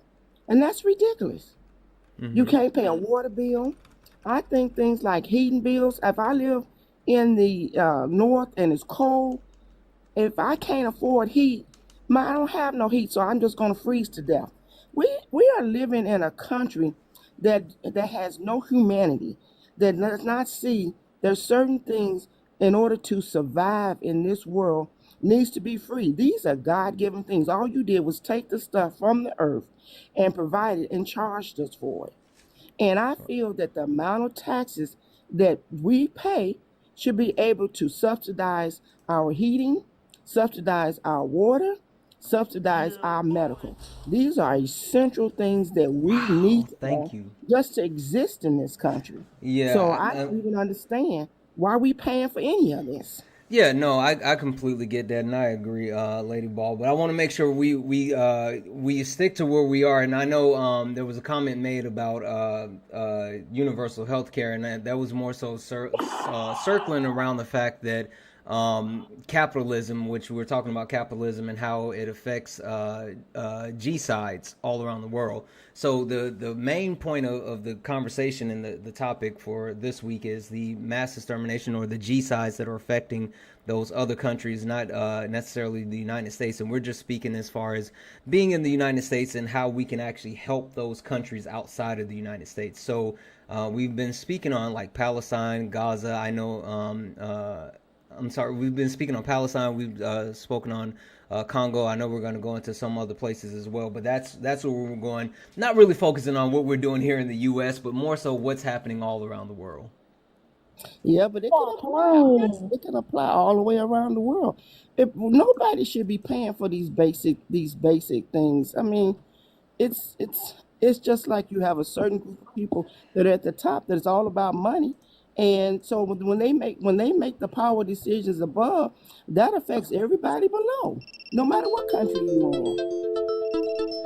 Yeah, no, absolutely. I hear you. I hear you. And I think, and the thing that I've been trying to make sure that I get across is that, we come from a place of privilege, especially here in the United States, and we want to just make sure that any and everything that we actually do, we do, not only to serve ourselves, but help others. And that's another reason why we're actually doing this week. Oh, okay. All right. Well, like I say, I wish you luck with that because that's a big thing to overcome in this day and age, with the way people mindset things, or how people think about helping others. And basically, if it's not there in their spirit and their soul to help and to look at how other countries live and don't care about other countries, then it's like I say, it's a long road to travel to get to a point where people care enough to care about other countries in that sense. Yeah, no, absolutely. And that's why, we're spending our time here trying to make sure that we do our part to make sure that we're caring about those people as well. But thank you so much for that, Lady Ball. Yeah, can I add on to what Jonah said, right? Yeah. I think, yeah, when we look at the atrocities that are happening on a global scale, you cannot separate capitalism from them. When we look at, for example, the genocide that is happening in Sudan, um, the UAE acquiring so much farmland in order to kind of like in the pursuit of its own food security, and gaining so much control over land in Sudan to develop more farm operations. And in doing that, it is actively funding the RSF, which is the group that is committing a majority of the G-side, right? The group that is literally actively unaliving people, displacing them, ethnically cleansing them, is being supported, largely funded through military aid by the UAE, which has land. The UAE is trying to secure its farmland, is trying to acquire much more farmland as well. It has about 14 land acquisition deals in the pipeline, mainly in Africa as well, to continue keeping its food security high. And that's one of the major parts of its policy agendas. And so, even with regards to Sudan, that's the issue. When we go to Congo, you have all of these different corporations trying to get their hands on all the minerals, not only cobalt. I mean, recently, Congo has also decided to sue Apple for has kind of like filed criminal charges over these sourcing, like over the sourcing conflict minerals, right? Minerals that were kind of mined using deceptive kind of commercial practices, right? So including having children mine these resources. When we look at Haiti, the history of destabilization because Haitians decided to win to kick out the colonizers and win their own independence, and were punishing into paying debt. And after that, currently, all of these different gangs, where are they getting their weapons from? Right? They're getting their weapons from foreign countries that all want kind of like a cut on the resources, a cut on all good that's going to come out of Haiti. The same thing with many people might not know about this either, but there is also an ethnic cleansing happening in the country of Eritrea. My ancestors come from Eritrea, right? And 95% of enslaved people, there is slavery happening today in North Africa, specifically in the Sinai and also in Libya. 95% of the people being enslaved in the Sinai are Eritrean people. And the reason as to why there's a lot of ethnic cleansing, there was a lot of, like, Eritrea has a history of being G-sided, of being ethnically cleansed, of being harmed because of the Red Sea, because of the importance, the economic importance of the Red Sea, of the Bab el-Mandeb Strait, and how there have been multiple countries that have been trying to control also the Suez Canal. So I 100% agree with Jonah. Capitalism creates extermination, and capitalism cannot exist without exploitation. Can I add something to that real quick? So you mentioned that Sudan is getting G-sided by the UAE, which is I agree with. If you look at the UAE, what they call is the Gulf right now. It did not exist until the Zionism started.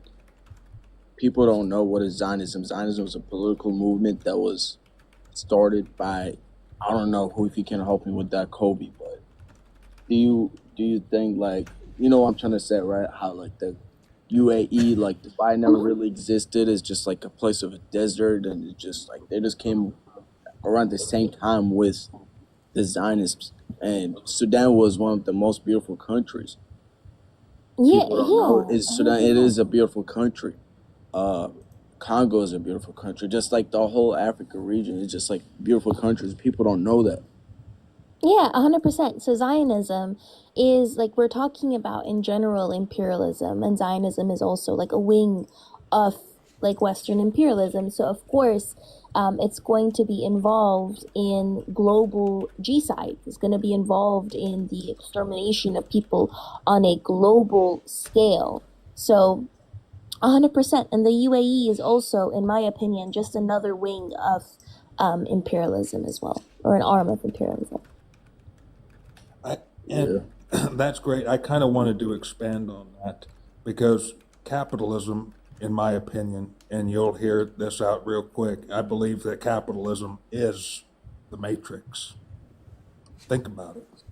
Everywhere you go is corporate. When you turn on your television, when you go to work, when you go to church, when you pay your taxes. It is the world that has been pulled over your eyes to blind you from the truth, that you are a slave, born into a prison that you cannot smell, taste, or touch, a prison for your mind. That's what capitalism is. It is the matrix. Yeah, I think that for the most part, you know, I revert back to something that Athena said to me earlier, and I agree with it. Right? I think, and I think we had a conversation last night on another panel, and I think that I'm more of a socialist than anything. Right? I know there's people who are like, oh, you know, we're communists or we're this or we're that. Like, I believe in capitalism to an extent. Right? I do believe in being able to have a happy life and being able to earn and do things like that. But I don't believe in the over excess, right? I don't think that people need to have crazy amounts of money, and it should be the driving factor of each and everything that we do. Kind of to your point, Jonah, the fact that it has to be at the core of who we are and what we do. And some people are just so attached that it's a crazy thing. So I want to read this off, and then I want to come to is it Lee Gibbs? I want to come to Lee Gibbs next, and see what Lee Gibbs wants to actually add, and then wrap back around to Javon as well. But W's in the chat for Terry. Terry sent a $25 donation for humanity. Terry, thank you so much for that $25 donation. Guys, Cash App, PayPal, Venmo, all of my pay links are in the link tree in the bio. It's Santana Speaks 24. Santana Speaks 24 is the best way to actually support what we are doing. And what we are doing is, not only are we educating you on different things that are happening all around the world with the different G sides, but we are taking action, right? We're taking action in the sense of, we have these links that are listed below where if you want to go and actually donate yourself directly, you can do so.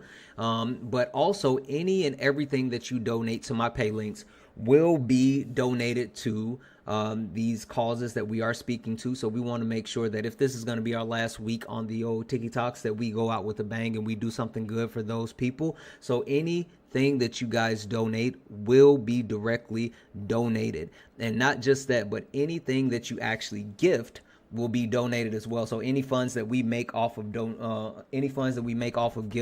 will be donated as well. So if you guys please keep tapping the screen, sharing the live, keep doing all the things to protect the live. Please knock out the daily gift goal. Everything that you guys do is going to go to the benefit of others. And at the start of the live, I said something. I said the reason why this live is happening is because my wife actually sparked the thought in my mind, and she was just like, oh, we need to do something, and that's how this actually came about. Well, as I'm sitting here and we're talking about the donations, my wife actually sent me a message, and she said, FYI, we're matching whatever is donated this week. So everything that's donated throughout this week, the total that we make for these 3 nights with Late Nights with Santana, everything that you guys donate, my wife and I are going to match whatever that is. So bring it on. With that being said, I also want to say W's in the chat for Lady Ball. Lady Ball sent a $50 donation saying, I only have one more thing to say that you can drop me. Thank you so much for the $50 donation, Lady Ball. The floor is yours. I just wanted to say thank you for guys having me here. I'll have to go. Okay, perfect. But, if you can, please check your DMs after when you get a chance. I appreciate it. Yeah, absolutely. Thank you for being here, J-Bug. No problem. I really appreciate you. Thank you. You too, J-Bug. Walaikum salam. Lady Ball, you had something you wanted to say?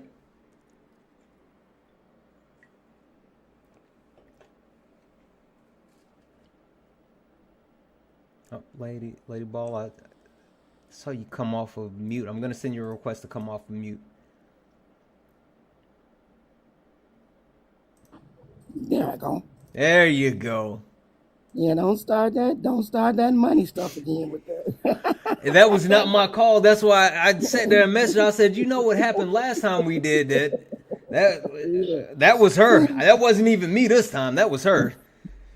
But you know what, when you was talking about, when y'all really start talking about the capitalism, I'm looking, and you know the thing about capitalism is that and I don't know if people feel this way, but it kind of gives you hope and false hope at the same time. It gives you that feeling. Mm-hmm. So it seems like it's a system designed to tell you that you can make it, but it's also a system that's built on trying not to let you make it. Mm-hmm. If you understand what I'm saying. Mm-hmm. So we live in a system that only allows certain people through, and then it allowed just a little bit through that shows you, oh, I can be the one that make it. I can make it. So everyone goes after that false dream just because that one little, 2 little people that made it through the system. But when in reality, you have to look at all the people behind that don't make it. You know, we look at it and we look at it and we say, oh well, maybe I can do this. But I think it's a system built on false hope, um, with no intentions on letting everybody through the gates and enjoy all of the fruits and the labor that's out there. It's not built on that. It gives you the appearance that it does, but Yeah. it doesn't do that to me. Yeah, no, and I mean, I think to the point that that's listed even more so in the actual points, and the reason why Athena pointed this out as well is there's a system that's in place where, like you said, it gives us a carrot to chase, right? And we think that it's something that we're going to be able to actually how to partner to obtain this like great success and to have these, be able to change our life in this massive way, all at the same time, feeding an endless loop of greed that's never complete, right? It's always going to be more, and then you start to pull resources from other people. You put those people in, bondage, and it's a whole cycle that it sells us a dream while putting an amazing strain on everyone else just so we can chase our dream, just so there's a precious few that actually get to attain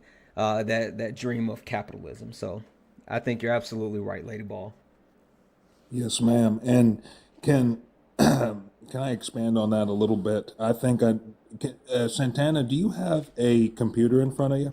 Yeah, absolutely do.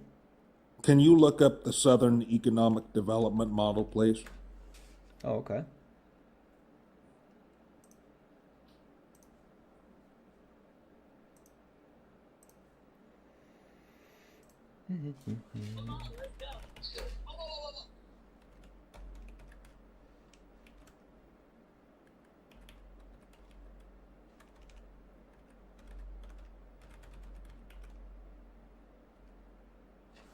Southern Economic Development Model. Yes, sir. Okay. That is the current model that U.S. corporations run off of, and that came directly from the Southern plantation, hence the name Southern Economic Development Model. Okay, give me a second here.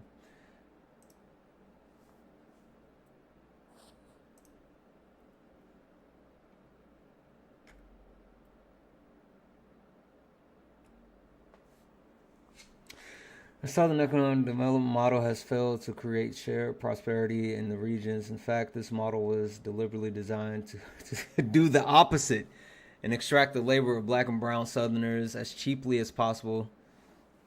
Holy smokes. Low That is the wages. matrix. That is capitalism. Hmm. That's its birth.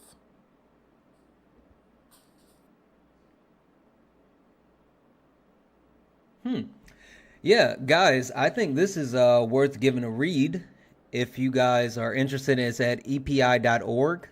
And it looks like this was actually, I don't know if it was just updated or whatever, but it was actually published in May of 2024. I think on my time, whenever I get some moment, I am going to actually read more into that. But wow, thank you for that. That's something I definitely want to look at more. Thank you. Yeah, it's crazy once you start getting in depth to that. It explains everything. Absolutely. Absolutely. Yes, epi.org. epi.org. All right. Lady Ball, I'm going to drop you down, okay? Thank you for the heart. All right. I'm just going to drop that. Yeah, I think like people don't understand the role that capitalism plays when it comes to like it's this global system of oppression, right? Because it in order to achieve that land acquisition, you cannot achieve land acquisition without erasing the indigenous people who live on that land. Oh, yeah. Because the people who Absolutely. live on that land will never want to just leave, right? But because capitalism has this insatiable appetite for more land, that has always led to the extermination of indigenous people or indigenous communities or communities who live there who have been viewed as obstacles to this progress, right? And when we look at, like, let's say, for example, large scale, like, agricultural projects, and we think about what's happening in Sudan, like 30% of the population, of the overall population, have been displaced. 30%. That is 14 million people. This particular G-side has created the world's largest displacement crisis because it drove 14 million people out of their homes, and about 3.2 million people have crossed into neighboring countries, including into Chad, Egypt, and South Sudan. Right? Over 60,000 people have been kind of reported unalive, but it is incredibly hard to even know the scale of the genocide or the G-side that is happening currently today. All we know is, right, the RSF decided to kind of rush into these villages, right, into these whole areas. And in one case, there was this case of this man called Gamar al-Din, where he said that when he was visiting friends, these random gunmen kind of like just appeared in his neighborhood in 2023. And when he came back home in 2023, this is happening, right? He came back home to find his mother, his father, his uncles, his brothers, and his sisters all unalived. His mother, father, uncles, brothers, sisters, all of them unalived in one day. And he said that he wanted to not live anymore, right? And he said that he lost dozens of family members. Several of his neighbors were unalived. And he saw the group of some of the militiamen from the RSF strip women naked and grape them on the street. And he said that they told him, this area belongs to us, not to you. You are slaves. You are slaves. This is happening in 2023 so that the UAE can get its farmlands. How sick is it? This is just one individual story that I kind of like read out to you, right? Or told you about. But there are countless other stories. Over 60,000 deaths already, and this is a major underestimate. And this system of capitalism decides to prioritize resources and prioritize profit over human life. Absolutely. And that is why it is inherently exploitative. Absolutely. And you know, so you just said something, and I kind of want to take it here. Javon, I don't know if you can hear me, but I kind of want to come to you and see what you think about this. If not, then Athena, I'm going to come to you to kind of lead us off. Or actually, I'm sorry. I am sorry. I forgot. Lee Gibbs, are you there? Lee Gibbs, I'm going to send you a request to come off mute. Hey, y'all, I'm going to get off here. Mr. Santana, I appreciate you having me on your panel tonight. It's been an absolute pleasure. Absolutely. And God bless y'all and have a wonderful rest of your week. Absolutely. Thank you so much for coming up. I appreciate you. All right. Guys, keep tapping the screen. Let's go ahead and get the likes up to 200,000 likes. Let's keep the likes moving. Let's keep the shares moving. We're almost at 1,000 shares. Let's get the shares up to 1,000 shares. So let's get the likes up to 200,000 likes. Let's get the shares up to 1,000 shares. If you are interested in coming up and being a part of the panel, please go ahead and request up. If you want to share your opinion, your thoughts on the topic, the different G-sides that are occurring. If you have questions, if you just want to be a part of a conversation, please go ahead and request up. Also, guys, Cash App, PayPal, Venmo, all of my pay links are in the link tree in the bio. Santana Speaks 24. Santana Speaks 24 is the best way to help support. And what are we supporting? We are walking the walk, not just talking the talk. Any and everything that you guys donate will be donated to these causes that we're actually speaking to. And so not only the funds that you guys donate through my pay links, but also there are links right below me where you guys can donate directly. And last but not least, you guys can also any and every gift that you send, any and every gift, the funds that we make off of gifts will be donated as well. So we have the heart hands as our daily live goal. We have 20 of those. We've already done 12 of them, meaning we only need 18 more. So if we can knock those out, that would be super helpful. But any and everything that we receive will be donated. With that being said, Athena, I wanted to go here, right? Because I think this is the part that we haven't necessarily spoken on yet. And you said something, right? The point that you said, you talked about like how people were enslaved, and you kind of spoke for a second on fighting back. Uh, kind of spoke for a second about fighting back, but the point that I want to get to is resistance slash struggle is necessary. It makes me think about like how a lot of people want change, right? A lot of people think that things need to change, no matter if it's here in the United States or outside of the United States and in other countries. But a lot of people don't understand what that actually means and what that actually takes, and the amount of time, energy, effort, and force that might be required in order to get set change. Because when you're in a system of oppression and you have a structure that's in place to exploit, whether it be people or resources or whatever, people aren't going to just willingly give those up. And so for those people who want freedom or who want to get off and under oppression or whatever the case may be, there will be resistance, there will be struggle, and you're going to have to fight back. So before I get in, or before we really roll that out, Athena, can you speak on what you think about that topic, and then we'll roll on from there? Okay. Ciao. If anybody wants to learn more about resistance, I'd highly recommend people here to read Frantz Fanon's The Wretched of the Earth. This man is a significant contributor to how we think about resistance, and how we even choose to resist, and the language that we use when it comes to resistance, right? Currently, there are multiple resolutions that do support armed struggle, right? A lot of people tend to demonize armed struggle. They bring up Gandhi did this, he was a pacifist, and MLK was a complete pacifist, but they kind of like are whitewashing those histories of those individual people because they weren't necessarily completely pacifistic, right? Or they didn't necessarily fully engage in pacifism, because again, a system of oppression will never ever yield to like peacefully.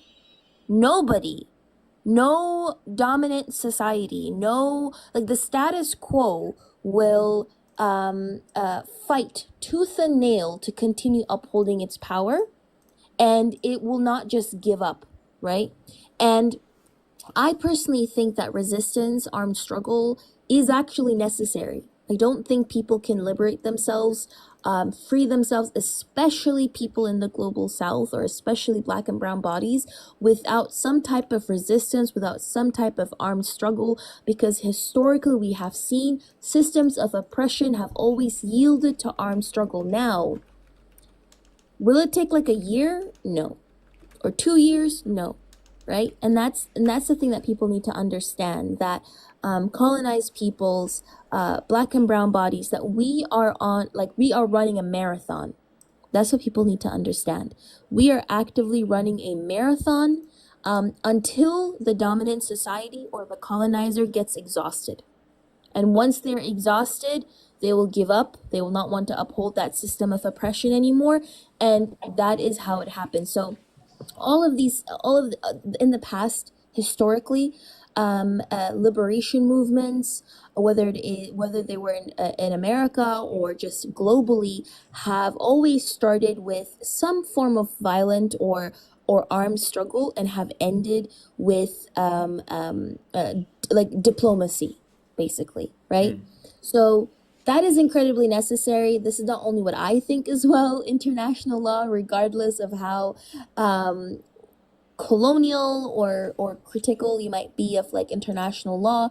International law also supports armed struggle.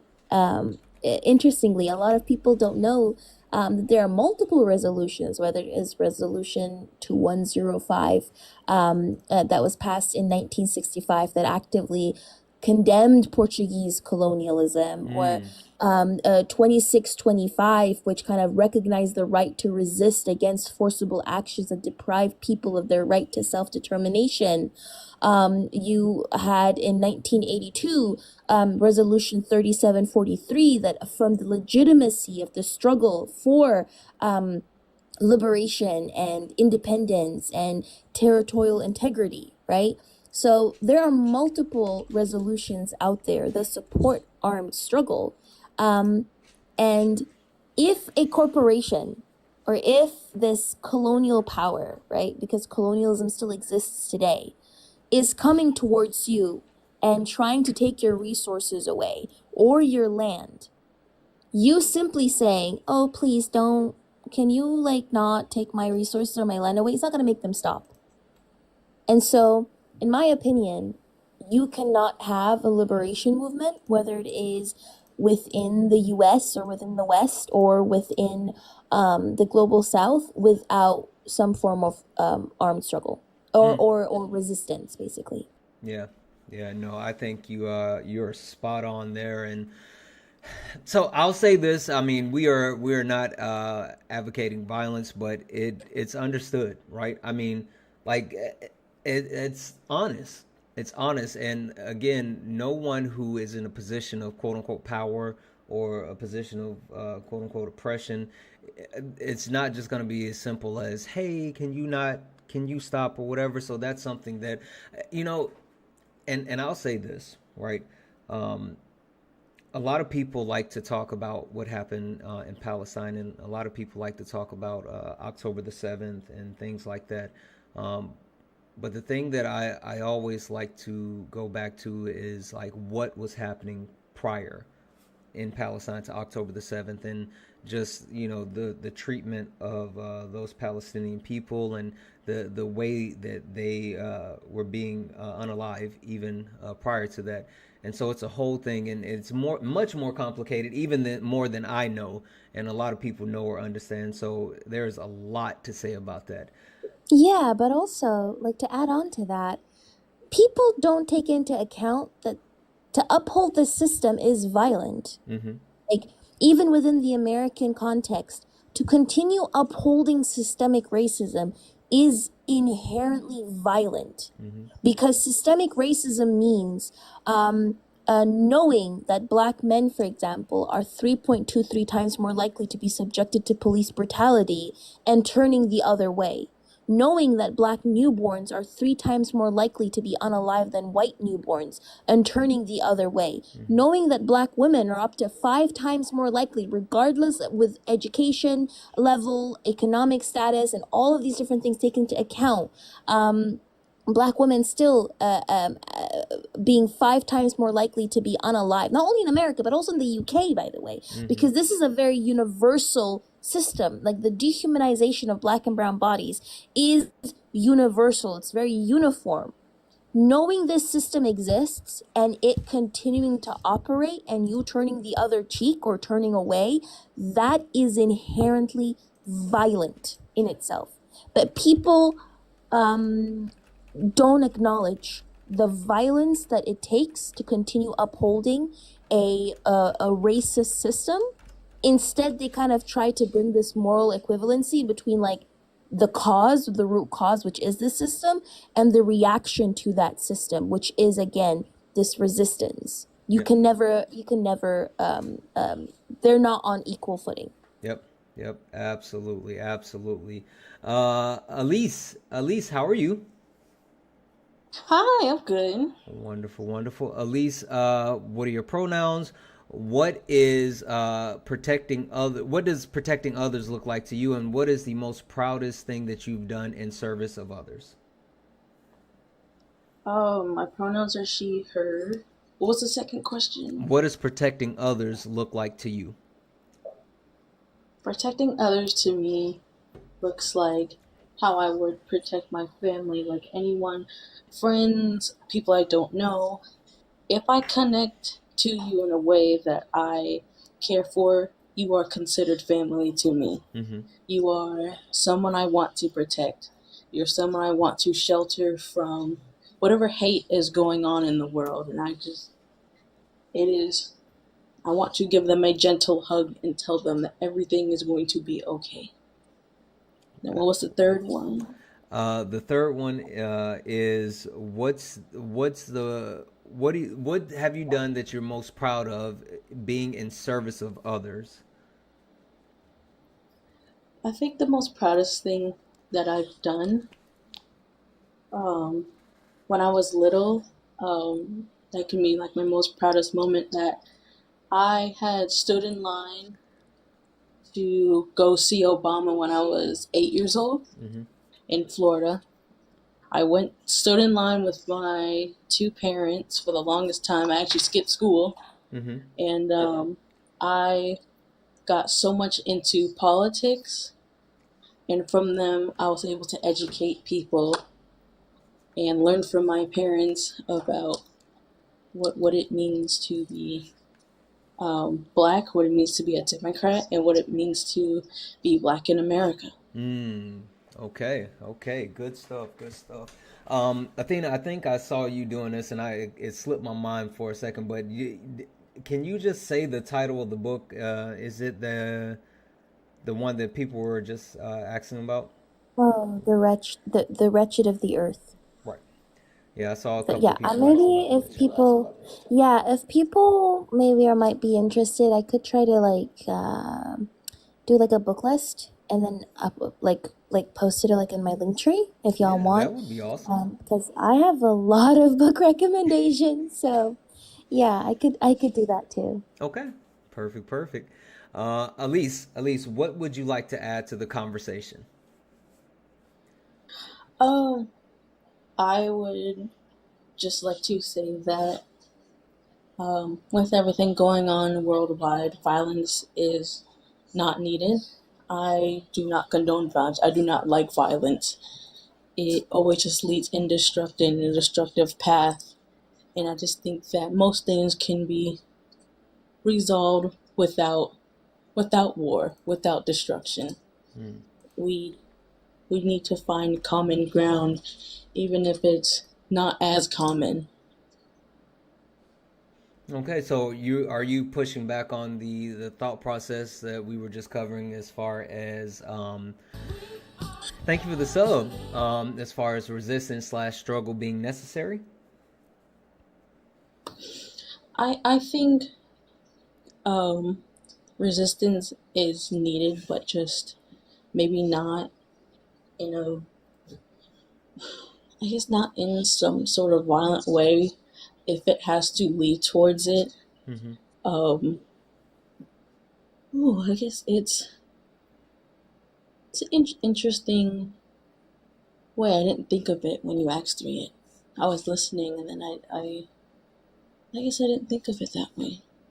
Yeah, so I think the thing that we've kind of covered so far, and the reason why it's listed there is just more so speaking to the fact that a lot of the people that are in positions of power or positions of control or positions of oppression, that system that's in place, they're not going to necessarily just give up that power structure, give up that control, right? I mean, even if you think about Black Americans and you think about the South and how literally our country went to war with itself in order to try to keep that system of oppression, keep those people in change, and keep that free labor and people unalived. And it was a bloody war that killed so many Americans, where it wasn't something that we could just simply say, okay, everyone should be free and we should be able to do X, Y, or Z. Like that wasn't a thing. It took not only struggle and resistance, but it did take an actual turn, right? And Athena made a point that I never thought of it like that, but I get it, right? a lot of times the actual quote unquote violence or resistance or struggle is the way that you have to go through it to get to those peace talks. It would be wonderful if we could always start with peace talks, but you don't see those people who are in those positions just willingly giving up that stance of power or oppression or whatever. And so that's what we're speaking to.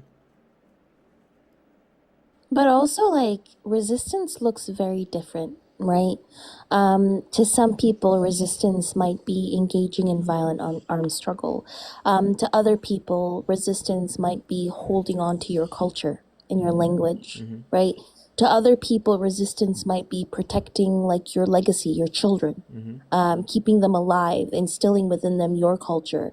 To other people, resistance might be just surviving.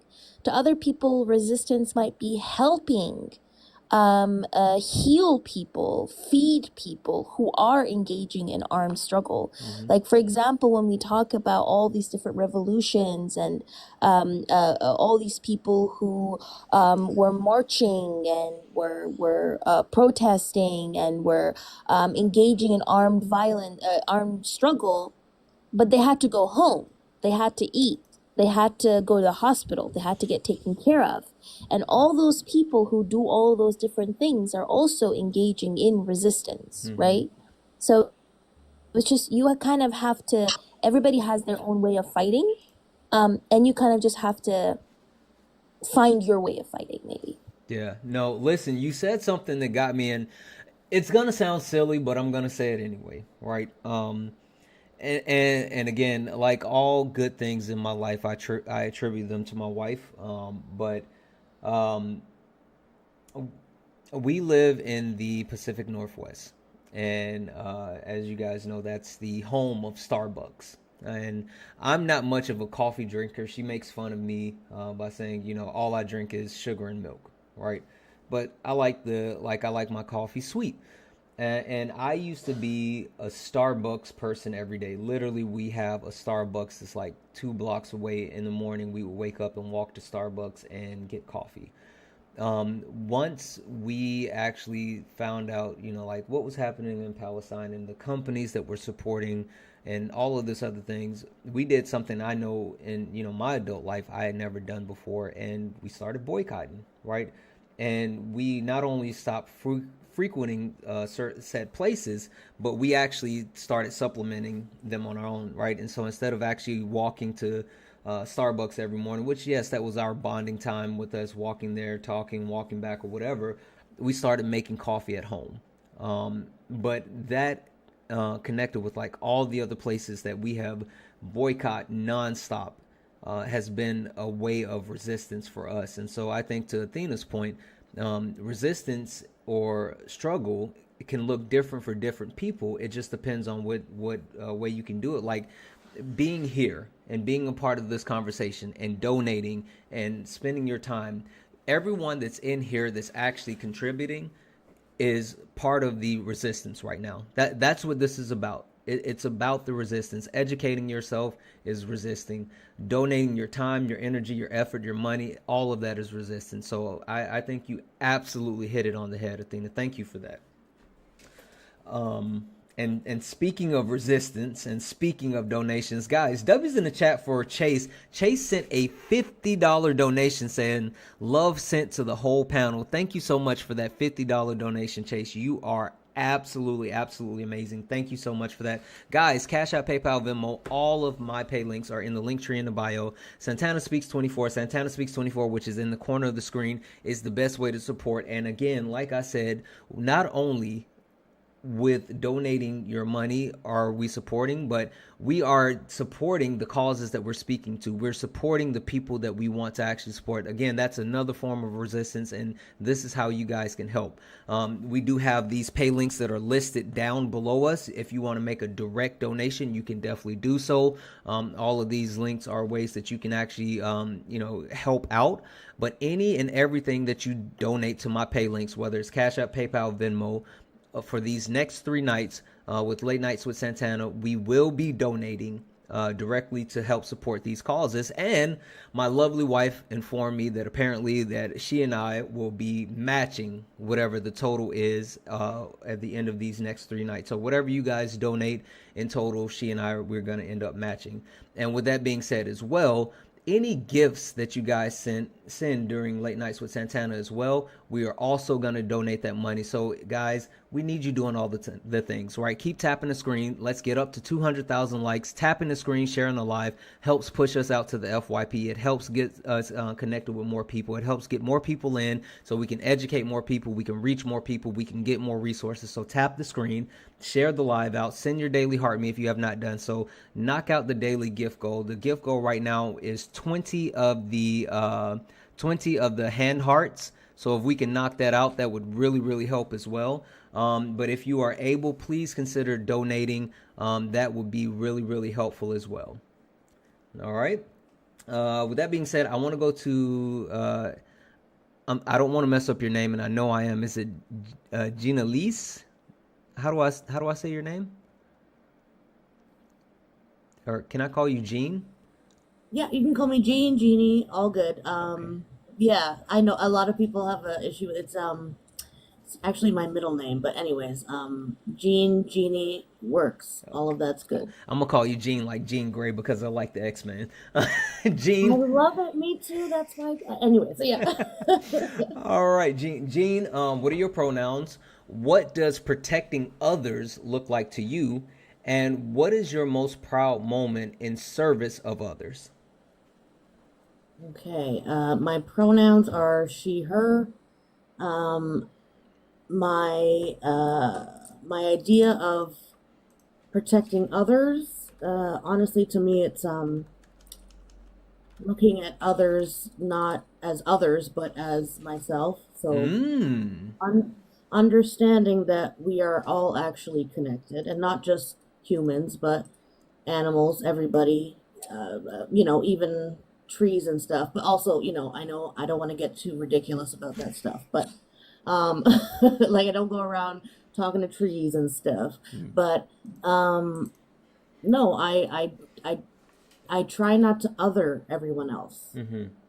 We are all part of the same ridiculous race on this floating rock in the middle of space. And it's kind of honestly ridiculous, but the fact that we have all separated ourselves, whether it be by our own thoughts or those in power, that kind of makes me scared for our future. But I try to look at everybody as I look at myself, and maybe not as harshly, because I do tend to be harsh on myself, but I try to look at all humanity and remember that we are all in this together. I know that sounds so cheesy, but no. And then the second thing was what was the most proud the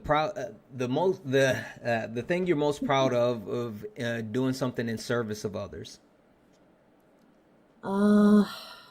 Goodness. The one thing that does come to mind was the moment I got a job where I was able to not only take care of my own needs, but have a little bit of extra money. Every payday I would, it's when I worked in Toronto.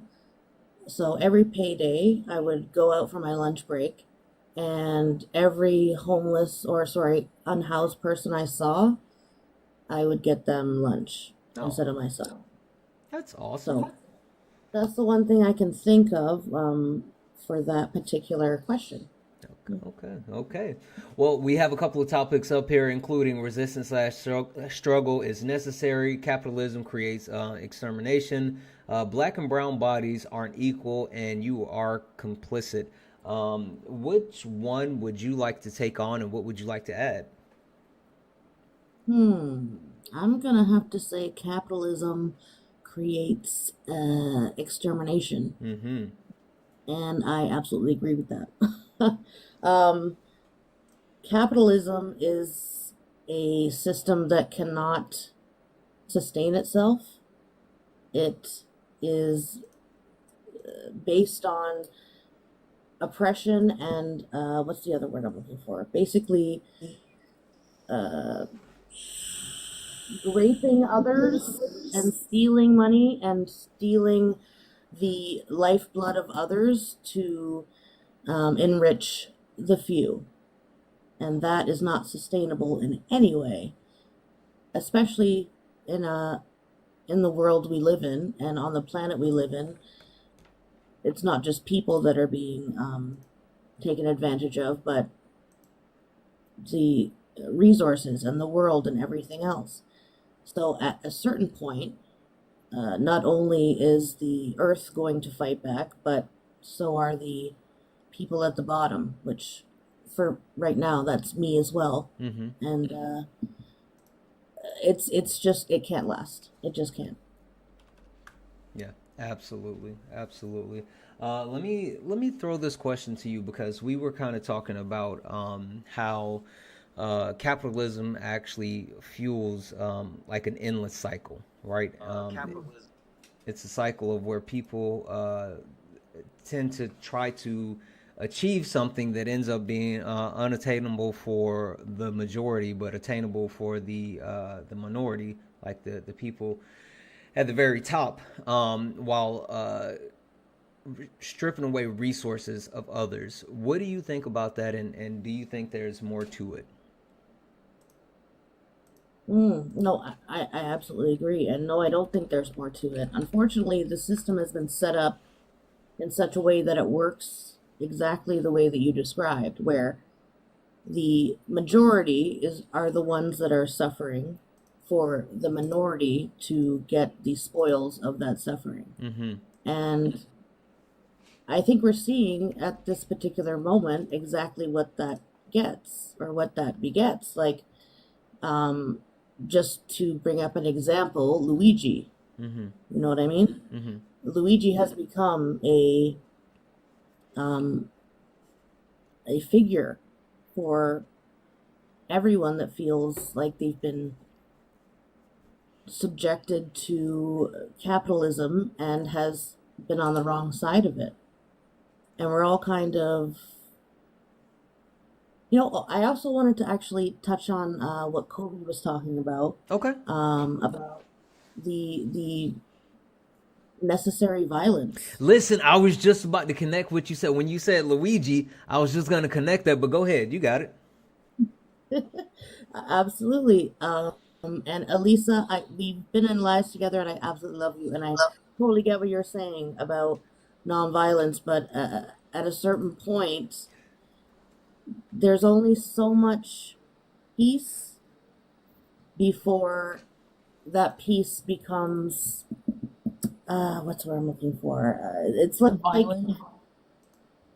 not that the peace becomes violence, but it's to protect and to prolong that peace, violence has to happen, if that makes any sense. And also to get away from the status quo, and also to, revolution, all that stuff.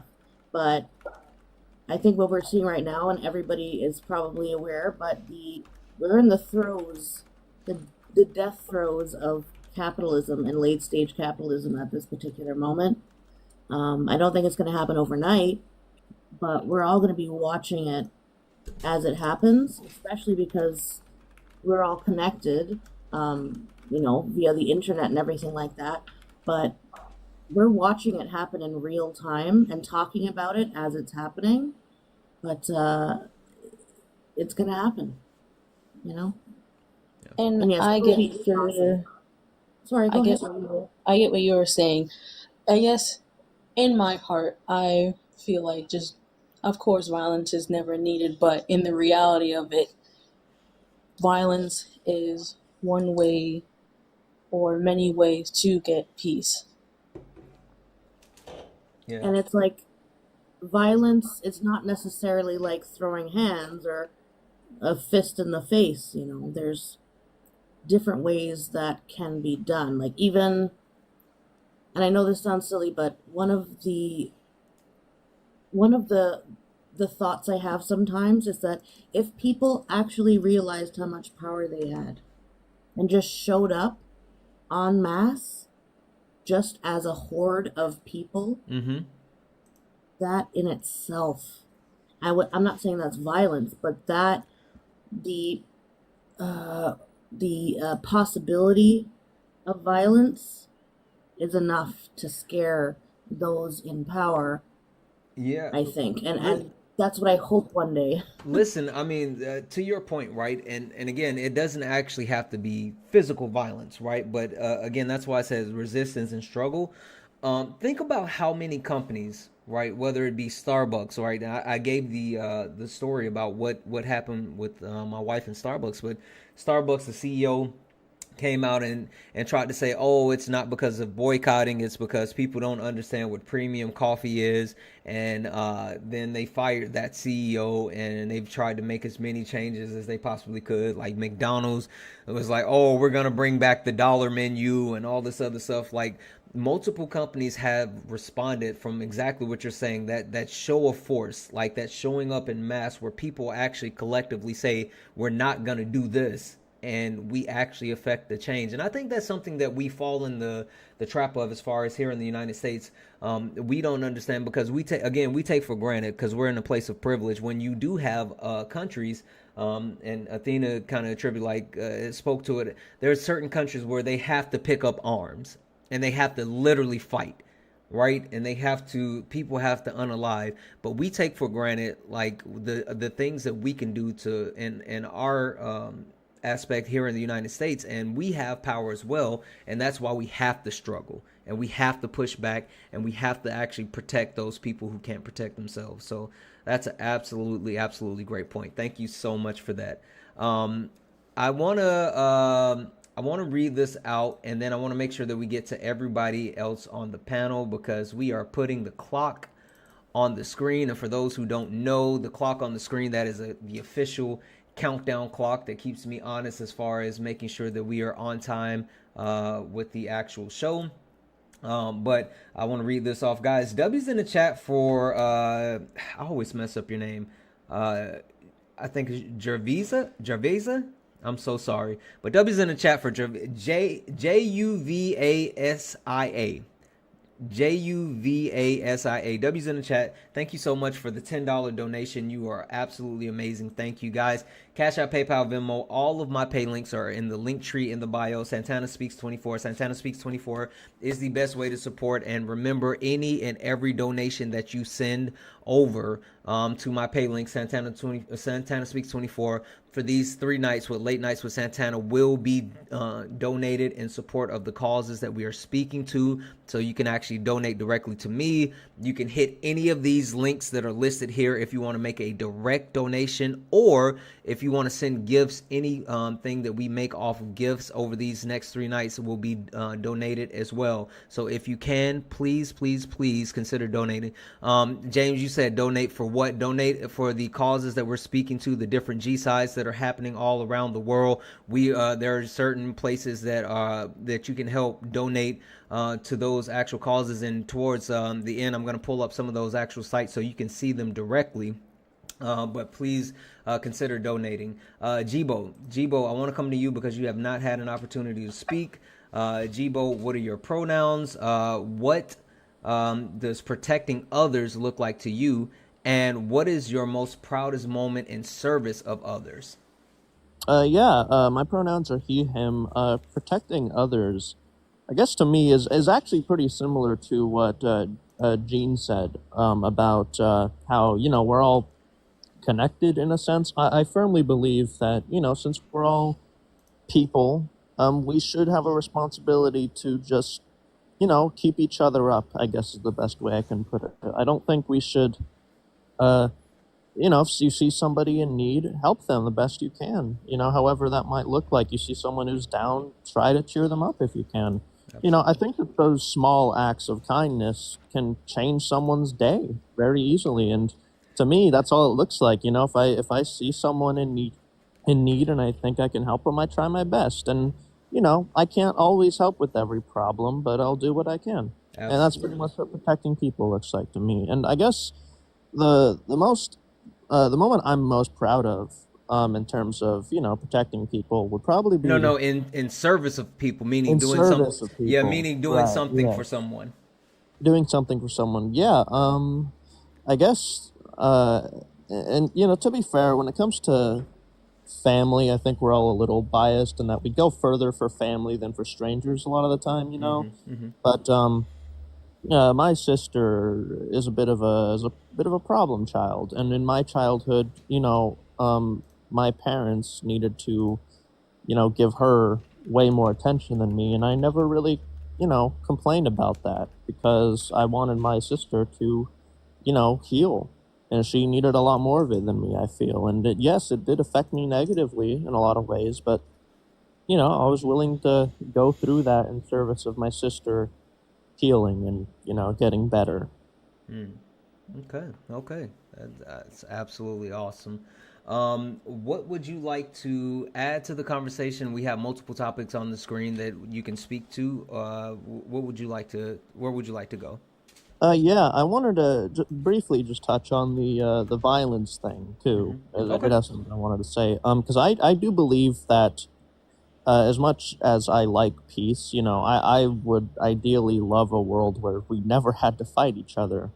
But I do believe, yeah, sometimes violence might be necessary. The only way to get someone to listen, and also, just a show of force. The thing about companies, right, is that they are pretty immoral, but they care about money above everything else, and that means that if they, you vote with your wallet for a company. That's why Starbucks made those changes. That's why.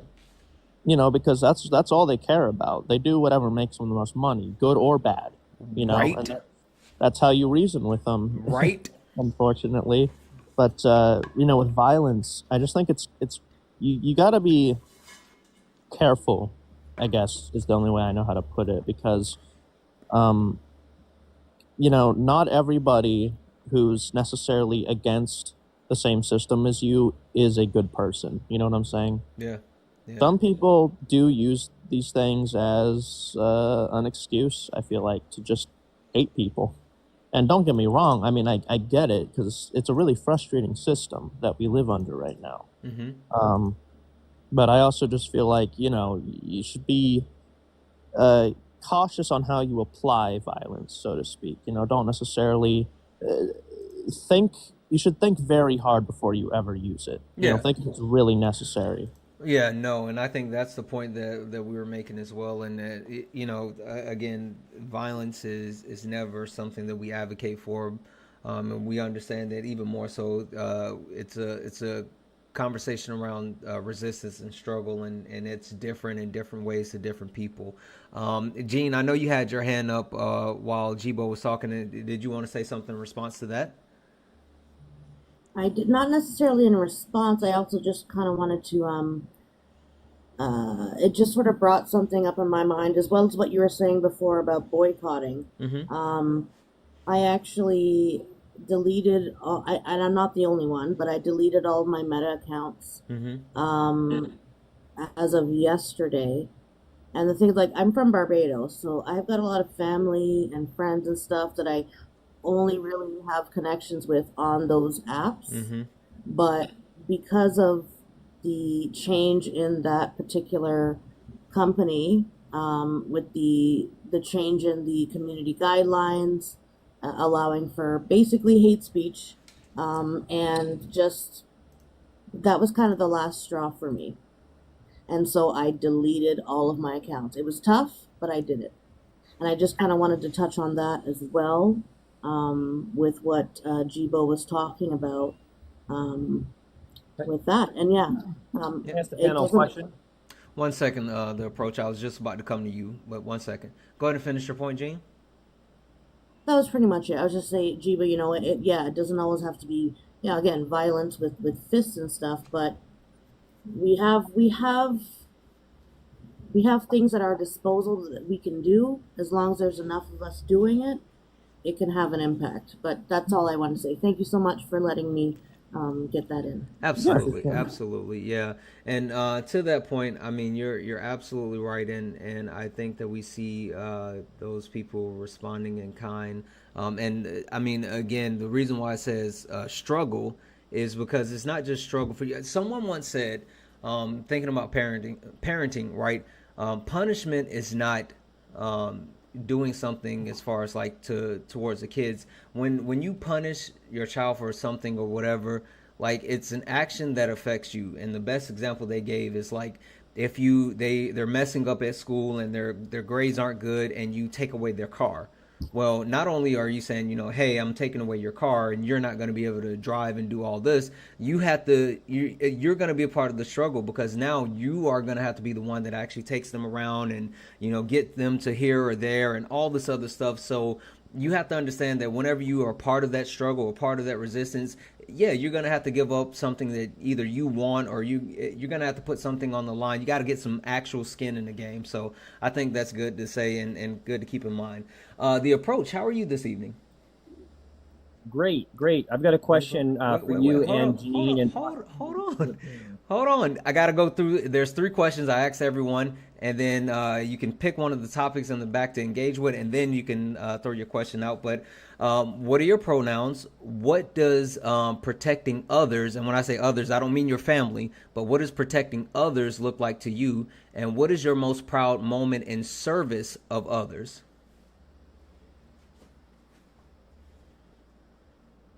I don't know. I jumped into a burning vehicle to save someone's life before. Okay. I'm actually coming on this panel, hopefully, to serve you guys with some knowledge on possibly what is going on in your guys' head, the mistakes you guys might be making right now. Hey, the approach. Hold on. Let me say this. Let me say this real quick because I know you and I debated right on sparring with Santana. I just want to, and I put this in the chat, and I was hoping that you would actually understand that, and I was hoping that you, 1, would read the room, 2, read the background, and 3, listen to the actual conversation. So before you get started, just an FYI, this is not a debate. This is not debates. This is conversation. You don't have to debate. Hold on. Let me finish. Hold on. The approach. Let me finish. This is not only a conversation, but this is civil conversation, right? People don't come off mute and just start talking. Everyone waits their turns. No one's going to interrupt you, so you will have the floor. But we will make sure that we remain respectful of each other at all times. But with that being said, can you please finish the 3 questions that I asked? So your proudest moment was jumping into a burning car, which is absolutely insane. Proudest moment is raising a boy by myself since he was 3 months old to be a wonderful man firefighter of Los Angeles. That's my claim to fame right there. That's not what I asked you, but okay. What does protecting others look like to you? Well, protecting someone's paradigm on the way they see life, protecting people in physical danger, those type of things. Okay. And I'm just going to assume look, he, him. Is that accurate? You can assume. Okay. All right. Which one of the points would you like to engage with? And then what would you like to add on top of that? Well, my question is, do you guys consider yourself communists? No. Now, which one of the points would you like to engage with? Is it resisting? The approach is that resisting/struggle is necessary. Capitalism creates extermination. Black/brown bodies aren't equal, or you are compliant. Capitalism is the best system because we have the richest poor class in the world here in America. Okay. And this is what I came to talk to you guys about. Okay. All right. Wait, you glitched out. You glitched out for me. What did you say you wanted to talk about? He wanted to talk about we have the richest poor class in the world here, thanks to capitalism. Yeah, so he's engaging with the prompt of capitalism creates extermination, and he's arguing the opposite, saying that and correct me if I have this wrong, the approach, but he's speaking to the position that capitalism is not only beneficial, but it's been beneficial throughout the United States by making sure that even the people at the bottom are doing better than people around the world. Is that what you're saying? That's what I'm saying. We are all given equal opportunity, regardless of some Oh Lord. people are given a little bit of a head start through generational wealth. However, in America, the majority of generational wealth was built off of capitalism. Yes. Yes. And how much and where did a lot of the people get their generational wealth from? In America Well, specifically. in America, the majority of of people who get their generational wealth get those that generational wealth from either good ideas or good services. You okay, you know that you're lying, right? Oh no, I Um, absolutely understand So when history of the we economics in approach, America. yeah, so approach, that still doesn't negate the point that capitalism creates extermination because again, within the West, right, the economic progress that you are talking about was built on the backs of the global South, of exterminating people in the global South. So you trying to say capitalism has achieved economic success for people within the US? Yes. Within the Right. West, capitalism might So the have floor achieved. uninterrupted is what I Hey, was Was I saying. hold done, on one sec. approach? Hey, the approach. Just an FYI. So Athena, or you might see her username as Kobe. Athena is my special guest, who's actually leading this panel. So she actually has control over this live more so than me. So please remain respectful and don't speak while she's speaking until she finishes. Athena, the floor is yours. Yeah. So, first of all, I like how you're completely negating the fact that a lot of the generational wealth within America was literally built off of slavery. It was built off of colonialism, off of the unalignment of over 56 million people in the Americas, Native American people, and also the enslavement of Black people who did build the country for free, right? So, it's interesting that you're talking about generational wealth. Generational wealth, we kind of brought generational wealth through innovation and just good ideas, and you're just whitewashing what generational wealth even means. Sure. I'm pretty sure I'm not done, Yep, approach. no worries. Approach. I just muted you. Please stay on mute until she finishes. Yeah. Yeah. So you kind of like came up here to whitewash what capitalism is, negating the fact that even if you are talking about that like American wealth, so to say, you're negating the fact, right, that employers still generally hold more power than individual workers.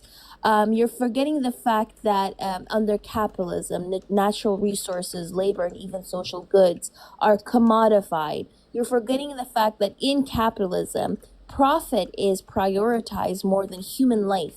You're forgetting the fact that the resources that companies like Apple gets is literally from enslaved mind labor in the Congo, which is actively leading to the extermination of the indigenous people of the Congo, the approach.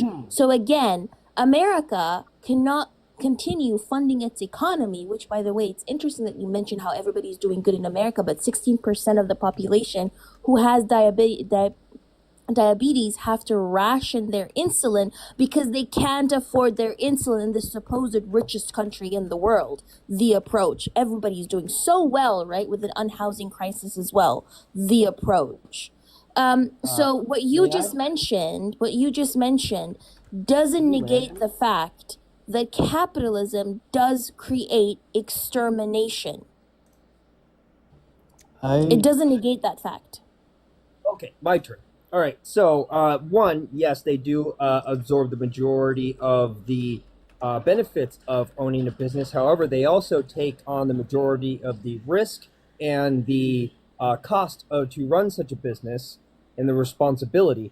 And on top of that, yes, as some people may have owned slaves in the history of America, and yes, we do have that dark past. However, the majority of Americans didn't own slaves. All right. And so when you talk about the majority of generational wealth, no, the majority of generational wealth does not run off the back of slaves. The majority of generational wealth runs off of the back of good ideas and capitalism. Okay. And then if you are promoting communism, communism is actually responsible for the unaliving of hundreds of millions of people. Just go ask the people of China under Mao, or go ask the people under Stalin.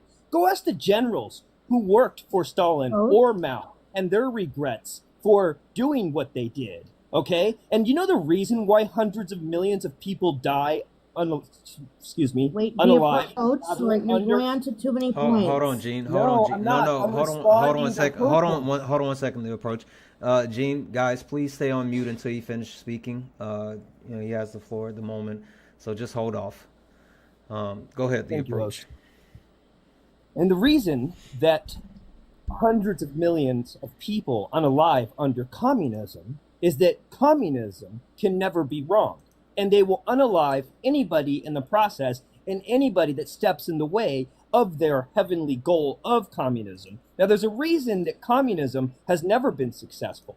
That is because when people get in positions of power, it creates greed. Therefore, they never actually pull the trigger to release it back to the state. Unless you could show me a state where that actually happened, I'm going to tell you that is never going to be successful in that manner. Okay? Now,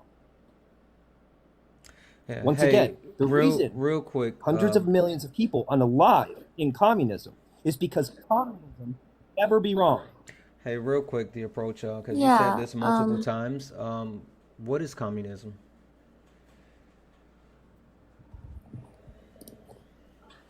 Are you asking me? Yes. Where the workers seize the means of production? Yes, that's what communism is. When they seize the means of production? That's correct. Yes, sir. It's not communism. May I ask him a question? Hold off 1 second. Wait a second. Hold on. Did you just say that's not communism? I'm beginning to think that you don't know what communism is, sir. I'm beginning to know that you don't know what a lot of things are, but that's not the point. Oh, you're talking to someone who's been studying Marxism and communism, Maoism, Stalinism, many days, sir. Stalinism is literally fascistic, so I don't know why you brought that up. It was heavily critiqued as well by other leftist scholars. It's interesting that you brought up America not actively being built by slavery when you have institutions such as Harvard, Yale, Princeton, and Georgetown that were directly tied to slavery either through donations from slaveholders or by owning enslaved people themselves. You also have, I'm not done, I just heard you monologue, I just heard you regurgitate all the Ben Shabibo talking points you've been listening to. I don't know why you keep interrupting me, right? It's also interesting that you don't take into account that the U.S. government also provided legal and financial support to slaveholders, including enforcing fugitive slave laws and compensating them after the abolition of slavery in certain regions. And the profits from slavery helped fund federal projects, expand the economy, and secure the U.S. position as a global economic power. You also don't take into account that profits derived from slavery were often invested in businesses, urban real estate, and industries, creating generational wealth that outlived slavery. You also don't take into account that plantations served as hubs of wealth generation and power, producing profits that were reinvested in other ventures and political influence. You also didn't take into account that slave-produced goods that created a demand for industrial inputs such as iron for machinery, helping to spur early American industrialization, right? The slave trade itself was a significant contributor to the creation of American economy, and also that cute capitalism you're talking about. Yeah, it was largely slavery largely contributed to capitalism. You also have northern banks and financial institutions that still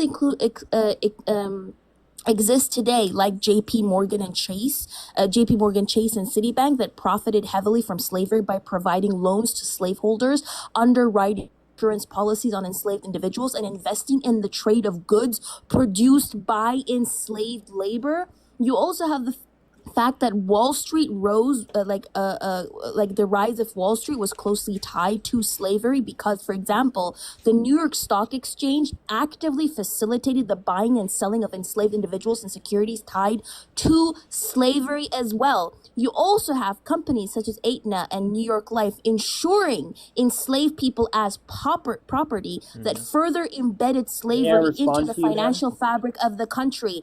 And then you mentioned, why did Marxism not work? If Marxism does not work, why doesn't America actively just let it fail?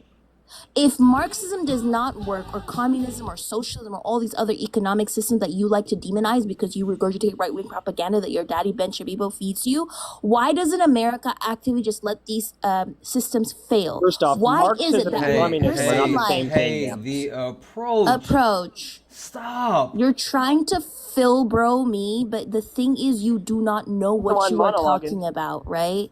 So again, why is it that a person like Thomas Sankara was able to completely change up his society within Burkina Faso and make it for the better, where he increased literacy rate from 13% to 77% within 4 years? He was able to vaccinate about 2.5 million people, children. You have to keep going. You're Athena. acting. He doesn't have self-control. He doesn't. You're acting like a petulant little child throwing a temper tantrum and a hissy fit because you have been debunked. Are you okay? Approach? No. Cool. Allow me to Clearly, like, you're not used to letting women finish. But at least, like, in this conversation, can you, like, let me finish at least? It's going too long.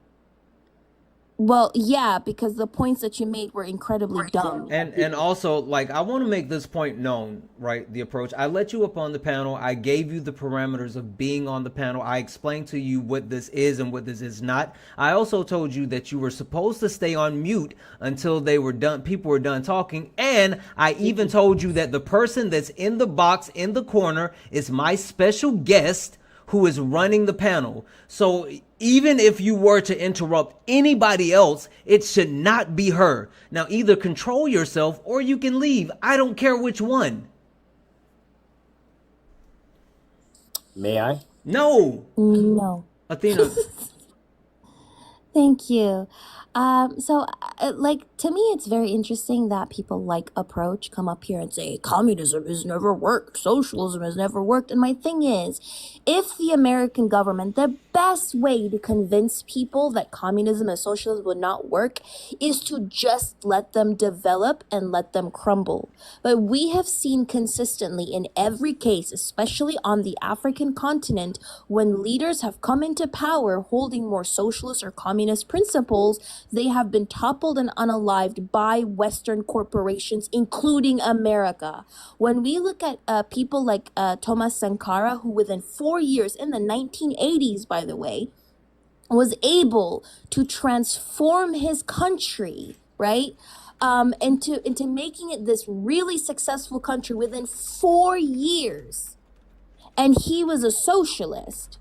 What the West did was they assassinated him within 4 years. So the approach, why doesn't America just let this socialist or communist countries develop, run their course, and crumble, and then tell people, see, we told you communism and socialism would never work. Instead, why do they go actively destabilizing these nations and unaliving those leaders? And the approach before you answer, real quick, can you read what's on the screen? No. People also asked. That's all I got. You guys comment. You can't read it in the sense of it's too small or you don't know how to read, or which one? Too small. Okay. Yeah, it's too small. Okay. Communism is a type of government as well as an economic system. A way of creating and sharing wealth.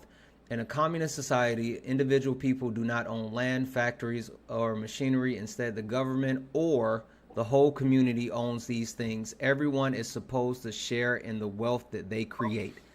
That is communism. Now, with that being said, you can actually reply Kobe, was I wrong when I said communism is the workers seizing the means of production as a communist? Done. You said communism is when they seize production. Kobe, am I wrong? I'm asking you, Kobe. Am I wrong when I said that? Approach. He is not done. Jesus fuck. No. I'm done. Go ahead. Go ahead, real quick, Kobe. I just want the quick yes or no. Was I wrong when I said approach? He read out. Hold on, man. He read out the definition. Kobe's not answering me for a reason because she doesn't want the host to look bad. Sir, go ahead. No. Hold on. You were wrong. So Okay, so the reason why I said no, I mean, the reason why I said you're wrong. So you might not be able to read this, but I'll make it big again. You said Yeah, just try seize. to make it You sound said militant. exactly seize. Take hold of take hold of suddenly or forcibly, meaning that they actually take it. They didn't take it. That's not communism. It's a sharing. You're trying to make it sound like there was an overthrowing where people actually overthrew the government and took everything from them. That's not what that is. That's why I said you don't know what communism is. You harped on the seize word, and that's You why I must said be you're new to wrong. this, host. You must be new to this. So Oh when I my say that the God. workers seize the means of production, right? Here in America, to topple a capitalist state, okay, through the use of Marxism, eventually What is Marxism? you are. Marxism is a tool used to create an oppressed class with an oppressor through the means of propaganda.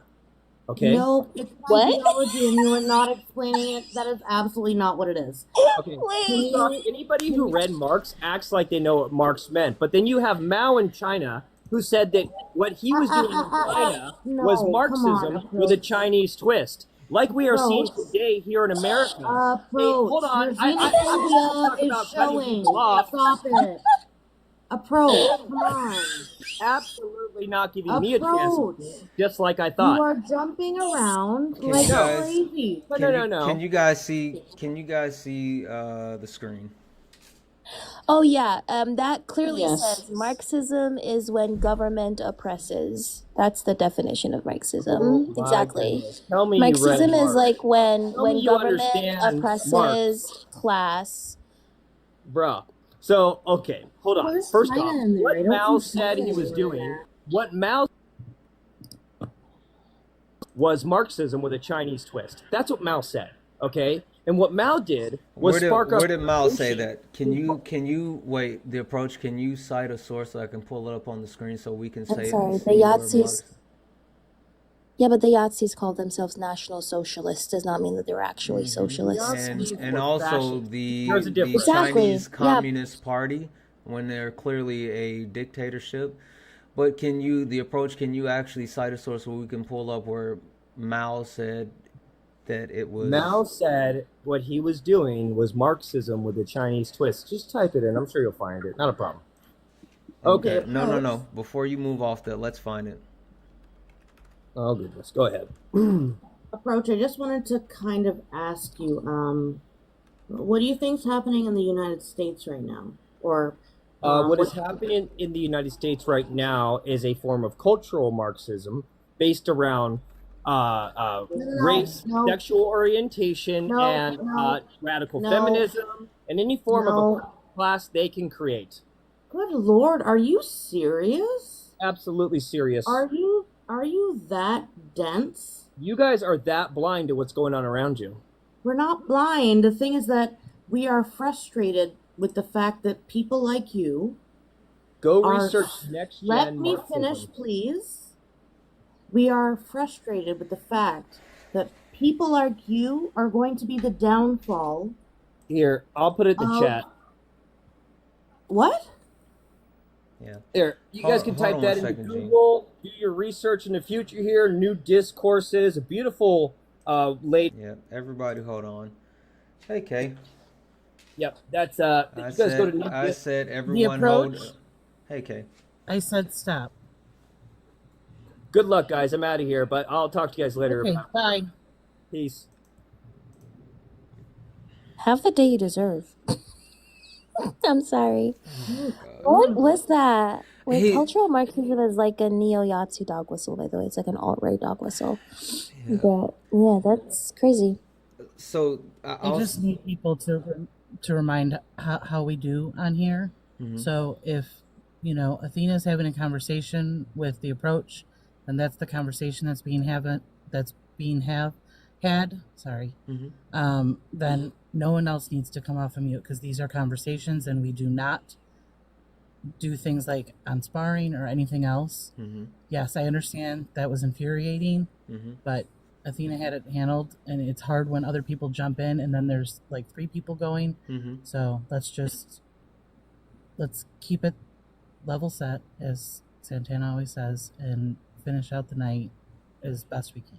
Mm-hmm. Thank you, Kay. I apologize for jumping in. I just, when, it's hard sometimes when I just hear so much bullshit, and it's almost like my finger is not, I'm not controlling my finger. My finger is controlling itself, and it's unmuting my mic. So I do apologize. I'm sorry, Colby. I didn't mean to jump into that, but he was just being such a complete asshole that I couldn't help it. So I apologize for doing that. And to you as well, Santana. No worries. Thank you. I want to apologize as well. I was so much interested into this conversation. It was calm. I was like, I'm actually learning. Like, I'm hearing you guys. I'm working on my studies on braids, and I was like, I can listen and I can learn. And you guys are singing over and over again, which I'm like, I'm getting it. And then he comes in and disrupts everything. It was so calm in here. Yeah, it's on me. It's on me because I just debated him yesterday on sparring, and a lot of people have a hard time separating what sparring is versus what late nights. It's completely different. That's why I try to tell him over and over and over, like, this is not what we did yesterday. We don't do that type of back and forth on late nights. So that it. Can People have a I? hard time. Go ahead, Yeah, Athena. I googled that thing that he kept spamming in the comments, new discourses, Mm-hmm. and the first thing that comes up is a communist manifesto for Christian nationalists testing the woke right. Oh, And it's literally just like an alt-right website. mm-hmm. And hold on. Did you say testing the woke right? Yeah, What the fuck is up? because apparently, like, and then they created this thing called critical social justice. And then they have articles. One of them is saying drag queens are the priests of queer theory. What? The What? queering of the American child. The evolution of communism. Oh my gosh, this is just like the alt-right. Are you surprised? Because I'm not. Where is that? Like, who is in control and or funding that website? Hold on, let me check actually. Look at this ass hat down in the comments now. Anyway, okay, let me read these off while Athena is checking. And guys, it's as everyone who is a part of the late night crew, as you guys know, it's t-shirt time. So we're gonna go ahead and start to get into that mode. But I want to say W's in the chat for Maribel, who sent a $3 donation saying thank you for all that you do. Thank you, Maribel. And W's in the chat for Veronica, who sent two $1 donations. One to say he's not used to letting women finish. You know that he absolutely is not. And also sent another dollar donation, say I don't know if anyone else caught that. No, we got it. We got it. We just aren't surprised. But thank you so much for that, guys. I will make this last minute pitch. Cash App, PayPal, Venmo, all the pay links are in the link tree in the bio. Santana Speaks 24. Santana Speaks 24 is the best way to support the live. Also, W's in the chat for Izzy, who just sent a dollar donation saying much love to you. Thank you so much, Izzy. I appreciate you guys. Santana Speaks 24, any and everything that you guys send for a donation for tonight, tomorrow, and Wednesday while we are doing Late Nights with Santana, while we are talking about these topics, everything that you donate will be donated to the causes that we're speaking to these different G-sides that are happening all around the world to help support the people that are affected by those. So everything that you donate will be donated. So please, please, please, if you can, please donate. And my wife informed me earlier today that at the end of these 3 days, whatever you guys actually donate, that she and I will be matching. And then with that being said as well, if we can close out the daily gift goals, all of the funds collected from any of the gifts as well for these next 3 nights will be donated as well. So we are going to actually donate not only the money but the gifts. We're going to match, and we have these links that are listed right down here. If you want to directly go donate yourself, you can definitely go directly donate yourself as well. But everything that we're doing is in service of others and trying to help those people who need help when we can help. With that being said, Athena, the floor is yours. Yeah, I'm sorry. I'm like, okay, I've fallen down this rabbit hole now because of this guy. I'm reading into this page. The creator of the page is James Lindsay. And in 2021, Lindsay wrote on Twitter that there will be a G side of whites if critical race theory isn't stopped. His statement was met with widespread criticism. Lindsay has promoted far-right cultural Marxism conspiracy theory, which alleges a concerted effort by Marxist critical theorists to undermine Western civilization using Marxism. I'm sorry, this guy is like a full-blown white supremacist. Yeah, no, he is. He is. Again, I spoke with him yesterday, and I know that he is, so that doesn't surprise me. Mm-hmm. But yeah, no, I think like I don't even. I'm sorry. I'm kind of speechless. This is actually insane. That I'm speechless. I think all I'm gonna say is thank you to everybody who came through. Thank you to everybody who liked, who shared, who donated as well. I appreciate everybody who has done that. I am excited for the upcoming lives as well. I think these are important conversations that we should be having. We cannot just be lazy when it comes to G sides. We have to understand that. I swear, like when I sat down in school and I learned about the Holocaust, I always asked myself, how did people let this happen? Like, how did people allow this to happen? And the more I learn about the G-sides that have happened to African bodies, whether it was the Congolese G-side under Leopold with over 15 million people being unalived and all these different things, I realized that when people get lazy, that's how they happen. When people become complacent, and just don't bother doing anything because they think, oh, this doesn't affect us. This is separate from us. It's far away. That is when these things happen. So I think we have to understand that it is our duty to our fellow human beings as well to continue standing up for what's right.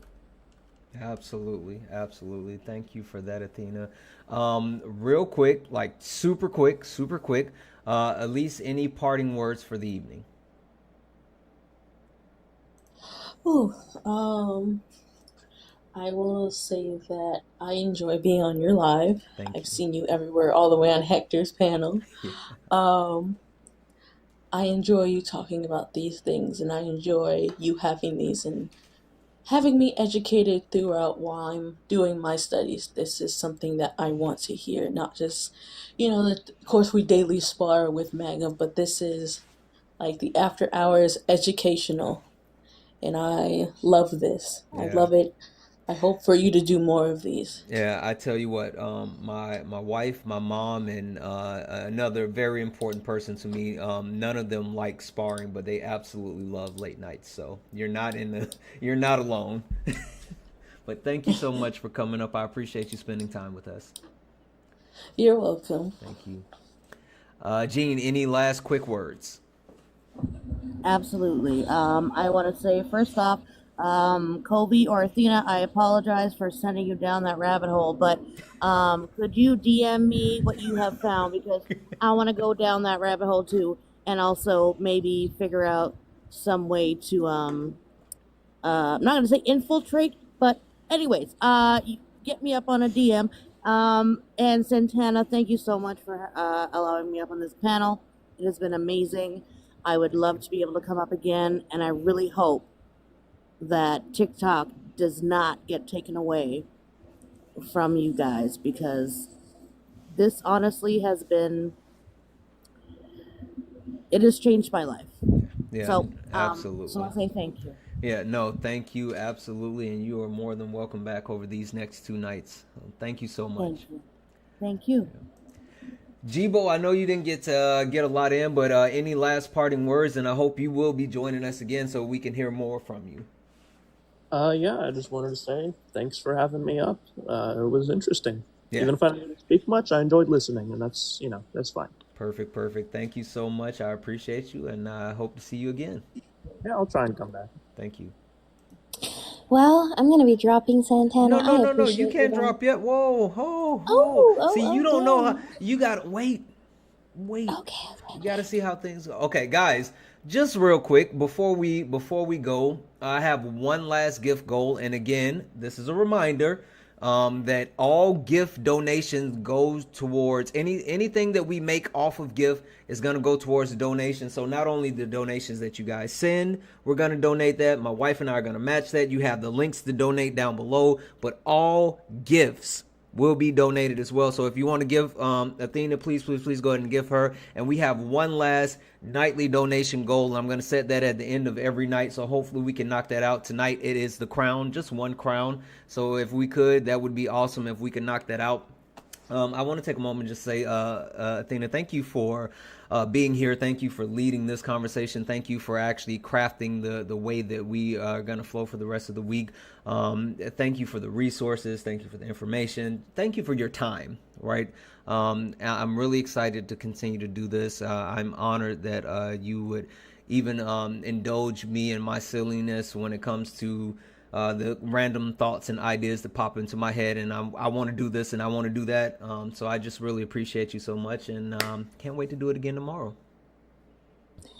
Wow, that's very kind of you. And please, they're not silly at all. I appreciate you, and I think it was very interesting listening to your perspective as well into these issues, and it was an honor for me to even be asked. I'm humbled to be asked to be a part of this live series, and yeah, I think you're doing good. So I appreciate you for that. Awesome.